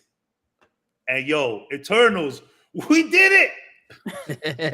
We did it. We did it, Eternals. Look at the other movies that it's that is with, and maybe it's not so. No, don't take this from me. Don't take this from me. Wait, what other movies is it with? What other movies is it? Infinity War. No, it's not with. Winter Soldier. Ant-Man and the Shang-Chi. Wasp, Quantumania, and Eternals. It's with Black Widow, Captain Marvel, Thor Ragnarok, Guardians of the Galaxy Volume 2, the first Ant-Man, and Age of Ultron. Yo, so we're like there. I mean, yo, honestly, based on your rating, that's exactly where it should go, though. Like, Yeah. I think it's fairly rated. I thought you were gonna put Eternals in like a 7.75. No, again, if you take it out of the vacuum, if you put it in the vacuum and just look at the movie as the movie, it's not bad. We did it, Makari. We did it. Now, This made me happy, bro. You And hear ladies. I'm sorry, No, no, 100% right. Avengers 1 is just masterpiece. We got it all. We got the double team moves. We got the introduction, like the intros. We got the good villain. We got the playful rivalry between Thor and Hulk. A real look into the future. We got the death in Coulson. There was nothing wrong with that movie, dude. You know what? It hit. This is. I'll tell you. I think I've said this before, but it hit perfect movie zone for me with that scene with Loki and Black Widow when she turned away, and I was like, "This is bullshit." And she played it off as like, "Oh, she caught me. Yeah, she's that good that she caught me." It's like, okay. My favorite scene of that movie, and my fault, Tom, I'll let you go right now. My favorite scene of that movie was when Loki and Cap are having a fight. They're in Germany, and then Black Widow is in the airspace up top. She's like hovering over, and then Iron Man comes and he's blasting AC/DC. I think it's out of the speakers, and he just lands, shoots a thrill, and he just like points. And then Captain's like, Iron Man, Captain. And then, God, I would have watched that movie and cried. Go ahead, so my bad. No, I was going to say, if you let Lay do the rankings for Eternal, he'll give it a 0 out of 0. Yeah. No. And Les rating, it'll be a 4, if that. with the synopsis, it was ass. It was trash. Where the fuck is what is that hand? No, yeah. But like I said, man, they slowed down and told us the story. That one thing I hate is watching a review like the Screen Crush Ryan Aries. That's to do with the dog? Ryan Aries with the dog. I hate watching his review or his spoiler review of the recap of the movies and him coming out with, you see, at the end of the movie he had a green cake and it didn't taste so good, and it's foreshadowing that now it's the future of the MCU doesn't look so good. And I'm like, why does that need, like, bro, if that's what they did, horrible job. Well, horrible job. He said that and the fact that they charged him for the coffee. No, I get I know that, but I'm just saying it's like horrible job. Because now this guy is is reaching for shit to make it seem like everything they did had meaning, where it's like, or you could have had everything have meaning. Well, Instead of me, I don't think I'm not saying no. I'm not saying him personally. What I'm saying is that you watch the movie and you're sitting there, you're like, all right, and then you watch the other reviewers and then they come up with their own things. It's like they're protecting the people who wrote the movie with the whole, you notice why she wore pink shoes, but she hates pink shoes? I mean, they're theorizing. that's not really her. You know what I'm saying? Like the whole where he's in a time loop and the people in front of him was behind him and all that. I didn't catch that. I like that. I don't like the whole where it's like, well, I'm going to give you somewhere I think is what they're trying to get at. I mean, it's part of the same thing. That whole, the way Ryan is saying it, like the whole end of that movie, basically what Ryan says, something's off here. Yeah, something's off. I get it, but it's still like, okay, homie, they could have explained it better. Because if I never saw your review of it, now I'm completely lost. Well, is that your fault or his? That's the MCU's fault. Well, I'm not blaming him. That's the fault of the movie, actually. Yeah, that's what I'm saying. I'm just saying, how did he get that? No, I'm saying I hate the fact that it needs to come to that. Well, so first of all, Ryan Airy is like the one that's who I like. I like him over rock stars. No, I got no problem with him. No, these guys go nuts with the pie in the sky. Yeah, they really pie in the sky. Yeah. Right? Now, I think what he was trying to say at that part is like, yeah, something's off. Scott knows something's off. The people are walking backwards. The cake tastes funny, and they charge them for coffee. So he's like, something's off here. Now, I didn't get it either until I saw him. Yeah. But I remember in the theater going, that's weird. They're charging him for the coffee now. $12 is kind of wild. I didn't put it into perspective like he did, but something's off. You know what I said in the beginning of this movie in my head? Why the fuck are they emphasizing him in Baskin Robbins? Because that was his job in the first one, that he got kicked out of that and he became an Avenger. He was in Baskin Robbins for what, 2 days? But like, that's the point. Now he's an Avenger and they suck his dick. I get it. But then that's it. That's the thing where it's like, okay, you're overdoing this Baskin Robbins shit. Was it? I didn't think it was overdoing. I guess I didn't pay attention to No. it. Well, you notice when we made the movie better, ain't none of us mentioned no Baskin and Robbins. Well, I mean, there's a lot of shit we didn't mention, so we gotta fit in a 2-hour movie. I get you, but his biggest part of life is him and Baskin Robbins. Not none of the where's the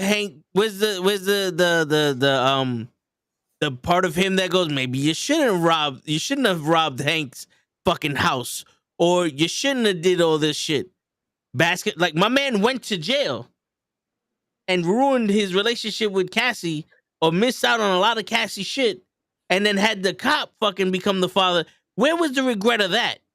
That's all fine and dandy, but me working at Baskin Robbins, that's highlight of my life. That's literally why he's not trying to be Ant-Man, though, because he's trying to make up for all that lost time with Cassie. Yeah, but in the probability cell, where was that at?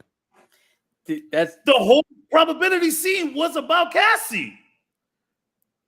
Like, when they started saying Cassie was when he started figuring out the reason to get out. That was when they all focused and had this simple goal. But what I'm saying is that probability of him fucking making the wrong choice, because all he did in part one was make the wrong choice. That's why in my rewrite, I said that we meet him, all the worst versions of him. Because we just met, to your point, we just met versions of him that were the same. And then they honed in again on the Baskin Robbins dude. Who's like... That's my. It's like, bro, if you're trying to be poetic with what you're showing, guess what? MCU. Who wrote this movie? The same people who wrote Loki, I believe. The same people who wrote She-Hulk? All right. Loki. Guess what? MCU. What he just did there? You see that? Yeah. He just goes with it. You're doing the thing where you find one thing about the movie that you completely just are super cynic about. Bro, the Baskin Robbins thing is not even that serious. But the ending of the movie, guess what? We were zoned out already. Maybe. You didn't keep us holding on to that part.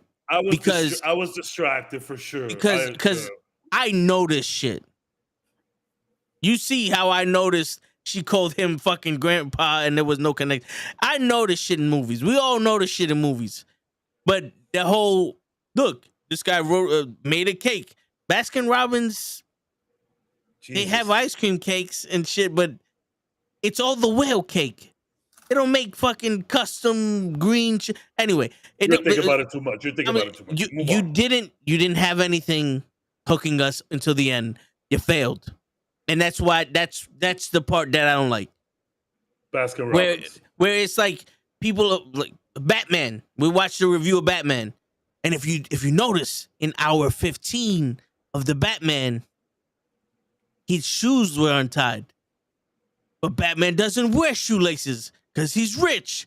Foreshadowing the Joker. What?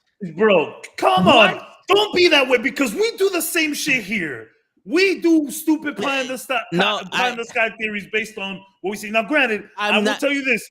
Yes, new rock stars. Sometimes Eric Voss. I love Eric Voss, but sometimes he goes a little too. He reaches. No. Listen, I appreciate him giving that. I just hate the fact that that's the only way we're gonna get that sentiment. It's from an outside consortium. You know what I'm saying? Like at some point, we're just gonna have to say, "Yo, let's just watch the review because we're gonna get more of the movie from them." I don't feel that way, but I see what you're saying.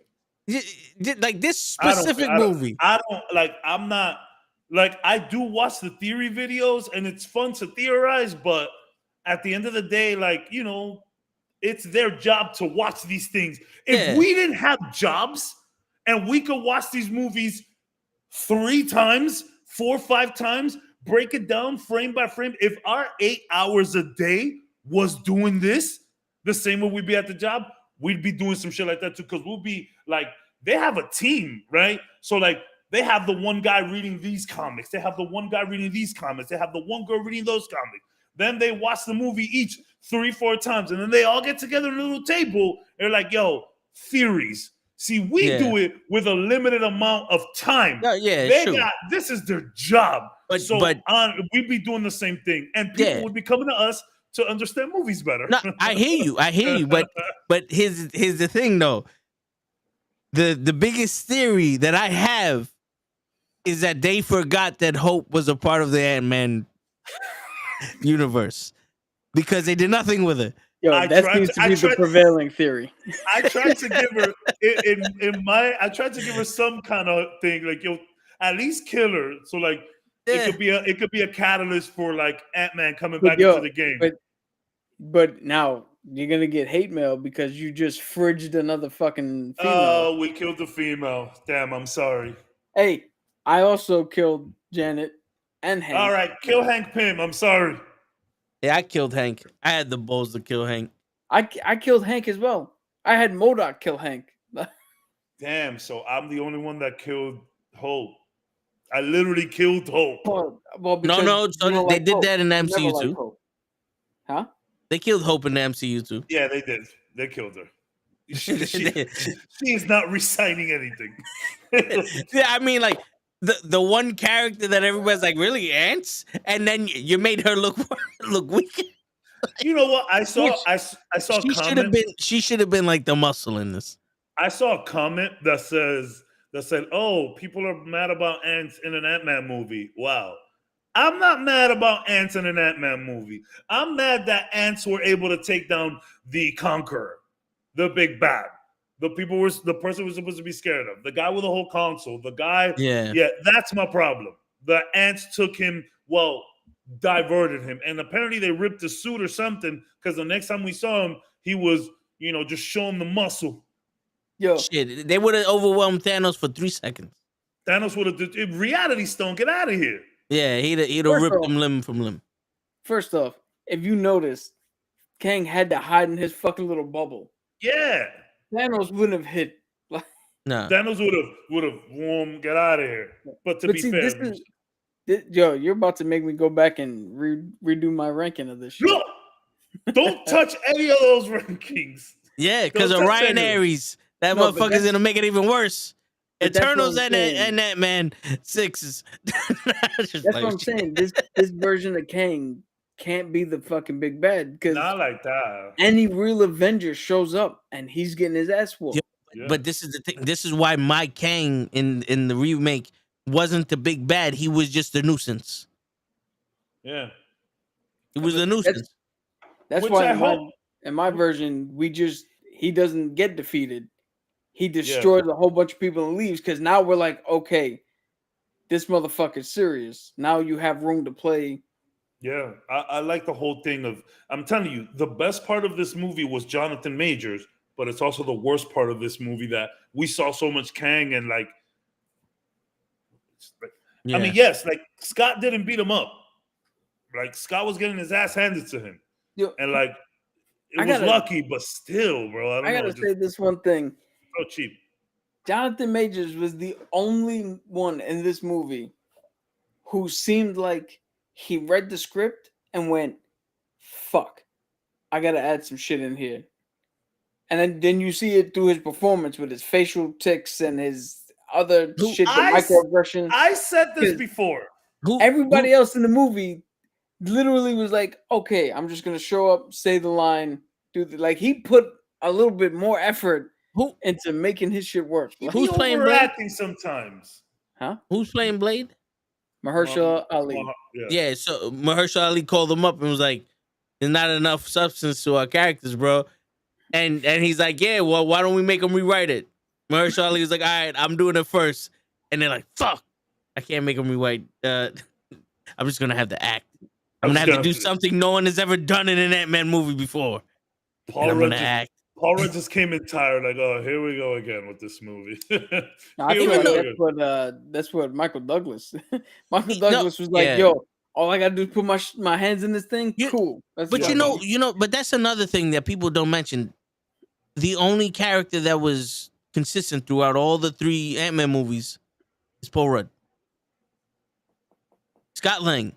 Every other character changed drastically.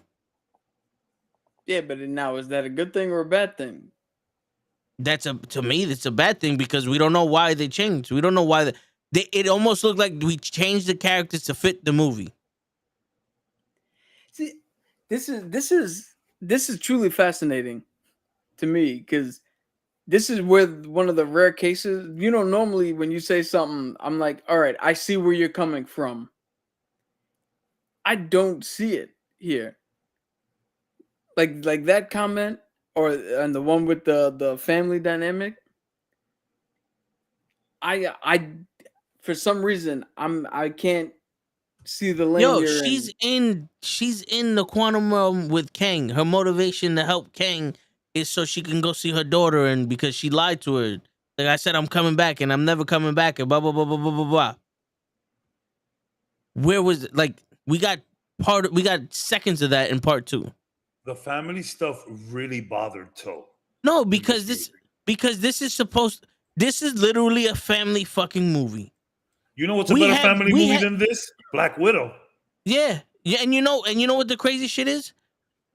Hulk and She-Hulk had a better family dynamic between them. Fucking Falcon and the Winter Soldier had a better brother-family relationship between them. Him and his sister had a better relationship. The fucking Flag Smashers. You're telling me that you couldn't have them close? It looked like Scott Lang and Cassie were brother and sister, and Hope was the mom that was a drunk, and Hank was like, well, when you have a grandchild, it's your job to spoil them. See, all right. I get that. But I think that's the point because Scott missed so much of her life even before the snap. So when you get there, he wouldn't know how to be the parent. Yeah, but if you're going to fast forward, this is why I'm saying we're not seeing the actual dynamic between these people. We're not seeing any of it. Because now how am I supposed to accept, like, yeah, he missed a lot of Cassie's life, but we missed a lot of them. We missed a lot of them. All right. Because now we just got thrown into, that's grandpa. What? Well, then I All right, I mean, I see a little technically bit more now. he is grandpa though. But see, I see a little bit more now where you're coming from. But then again, for me, like I said earlier, she knew him when she was 6. So from 6 all the way to here, She knew Hope. and Hank, they met at the exact same time. I know that, but I'm she was with the father and the cop while they were doing all this other shit. It wasn't until like after the blip where Scott became super serious because he turned into Ant-Man. Like they're fighting crime. They're undercover trying to get technology for shit. In part 2, they're running from the cops. Remember that? Somebody actually fought, against the government and got house arrested. And Hank and all those people are running from the fucking law. At what point are they gonna have sit down family dinner? Well, see, I just went with the. I mean, it happened while we weren't seeing it. You can't see it all. Yes, and but I'm saying, but you wanted to see it. Yeah, it's kind of like yo, Cabs. I tell you about Cap all the time. I hate him. And you hear all these problems and all the other shit, and you come to dinner and it's like we're the best of friends, and you're like, but where did this come from? Who did Cassie hate? No, I'm not. I'm just saying, like, as an example, like you're just now you're blindsided by the fact, like, when did this happen? Yeah, I mean, so now I get where you're coming from. Okay, because that obviously wasn't a problem for me because it made logical sense to me. That's what I'm saying. Like they're expecting you to think that and believe it already. Yeah, but I get where you're saying now that fuck the idea of I have to make that leap. Show me a little bit of it. But so that's also a little part of they on Earth. They jumped around so many different subjects with them because they went from her being a protester to being in jail to them arguing. Now I'm studying the quantum realm. Like, wait, pick a fight. Are you gonna try to help the relocation shit, or are you doing this quantum realm shit? Well, she did the quantum realm shit to find Scott while he was in the blip. That's what she said. That she was doing that to, and I mean, someone who protests against someone who is protesting against the environment. That seems like the kind of person who would be working on a machine like this to try and help out somehow. Her point is to help. She wants to help, and she wants Scott to help. And she's seeing that Hank and Hope are somehow helping, so she gravitates towards that. Feel me? But they were blipped also. Yeah, but like they're back now. It's been a while. It's been a long time since the blip. It's been a while. I don't know, man. Dude, I tell you all the time. I want more in between blip stuff. I feel you, dog. I want it all the. Can we just get like someone in the middle of the blip, dog? Give me Cassie in the middle of the blip. I feel like the only one that gets any kind of respect for going back in time is Cap. The whole team went back in time and got the Infinity Stones. Cap is the only one that gets respect for it. Well, because he went back and put everything the way it should be. And remember, why would I respect you for fucking up timelines? And people don't necessarily know the nitty gritty. They know that the Avengers did something. And it's funny because Doctor Strange is getting shit for it. They're like, yo, there was nothing else we could have done. That was the only route. And it's like, no one even, you know what? It's kind of that situation where it's like Captain America rode off into the sunset before anyone could say shit to him. If Captain America's on the run. And then all of a sudden, he's traveling back in time, saving the world.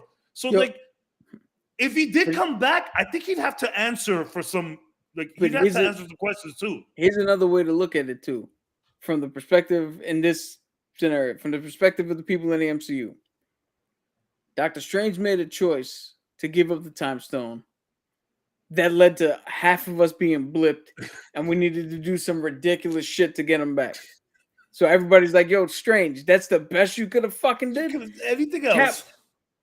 Cap took on the mission to set everything back, so that way the people where we are now stays maintained. Yeah. So in the priority of people in the MCU, I much rather praise you if you're gonna fucking say that we won and we get to keep the victory versus the guy who had half the fucking universe die. And to be honest, the way they're looking at it is that Cap is dead. So that's another thing. Like, no one knows that Cap just went back to live his life. Only Bucky and Falcon. Cap's on the moon. So he's on the moon, or he's like dead. So like, the real issue here is we get no love for Black Widow because there's Tony memorials everywhere. Yeah, everyone is loving Cap. Where's the Black Widow love? But you wouldn't know how to celebrate the Ultimate Spy. Like, nobody knew her. Someone got it. I mean, they knew that she was an Avenger, but you're right. She's low key. Good point. Yeah. I mean, she's on the mural in Avengers Con. It was her and Tony. Yeah. When Kamala went to go see her. Yes. But I would like some more love for her. But yeah, how do you celebrate a spy? That's a like there's not too much known about her. Yeah. And trust me, She-Hulk has proved, if She-Hulk did anything, it proved that the only respect and love that Black Widow would have got from the men in the MCU, and I'm not talking about the hero, I'm talking about the general guys, is just guys on the corner like, but she had that fat ass though. I mean, she gets a little bit more respect than She-Hulk, but I see what you're saying. But and on that note, what a great episode though. Thank you, Cap, for the list. Thank you for taking your time to group it all together and shit. I appreciate that. It was so fun, very fun, and I'm down for that top 10 MCU moments, man. I'm down for that shit. We can do it next week if you want. If y'all serious about that, I'm with that. Yeah, you want to do everybody has their own top 10, or you want everybody comes with 3? Everybody bring. I mean, we should at least each do a top 10, and then we pick out of those top 10s. Okay. And pick a definitive. Maybe we could do a top 5. But out of our own top 10 moments, we do a definitive top 10. Okay. Yeah. I think that shit would be awesome. Yeah. If you guys want to change it up though, let me know. No. I like it. Yeah, I think it's cool. It helps me out with coming up with a subject. Yeah. And on that note, ladies and gentlemen. Before we do that, I'm gonna expand this shit. Get a little bit more interaction with the fucking everybody watching in the chat. I wanted to do that. Yeah, you guys have moments that you like, put them in the fucking chat. Let's see if they make the list. Yeah. We'll make a post about it. About it and shit. Yeah, I'm done. So put it in the chat, your top 10 moments of the MCU. We'll make the MCU, and then everybody in the chat, without any equivocations, can go fuck themselves. And on that note, it's your friendly neighborhood knucklehead signing out. Peace, everybody.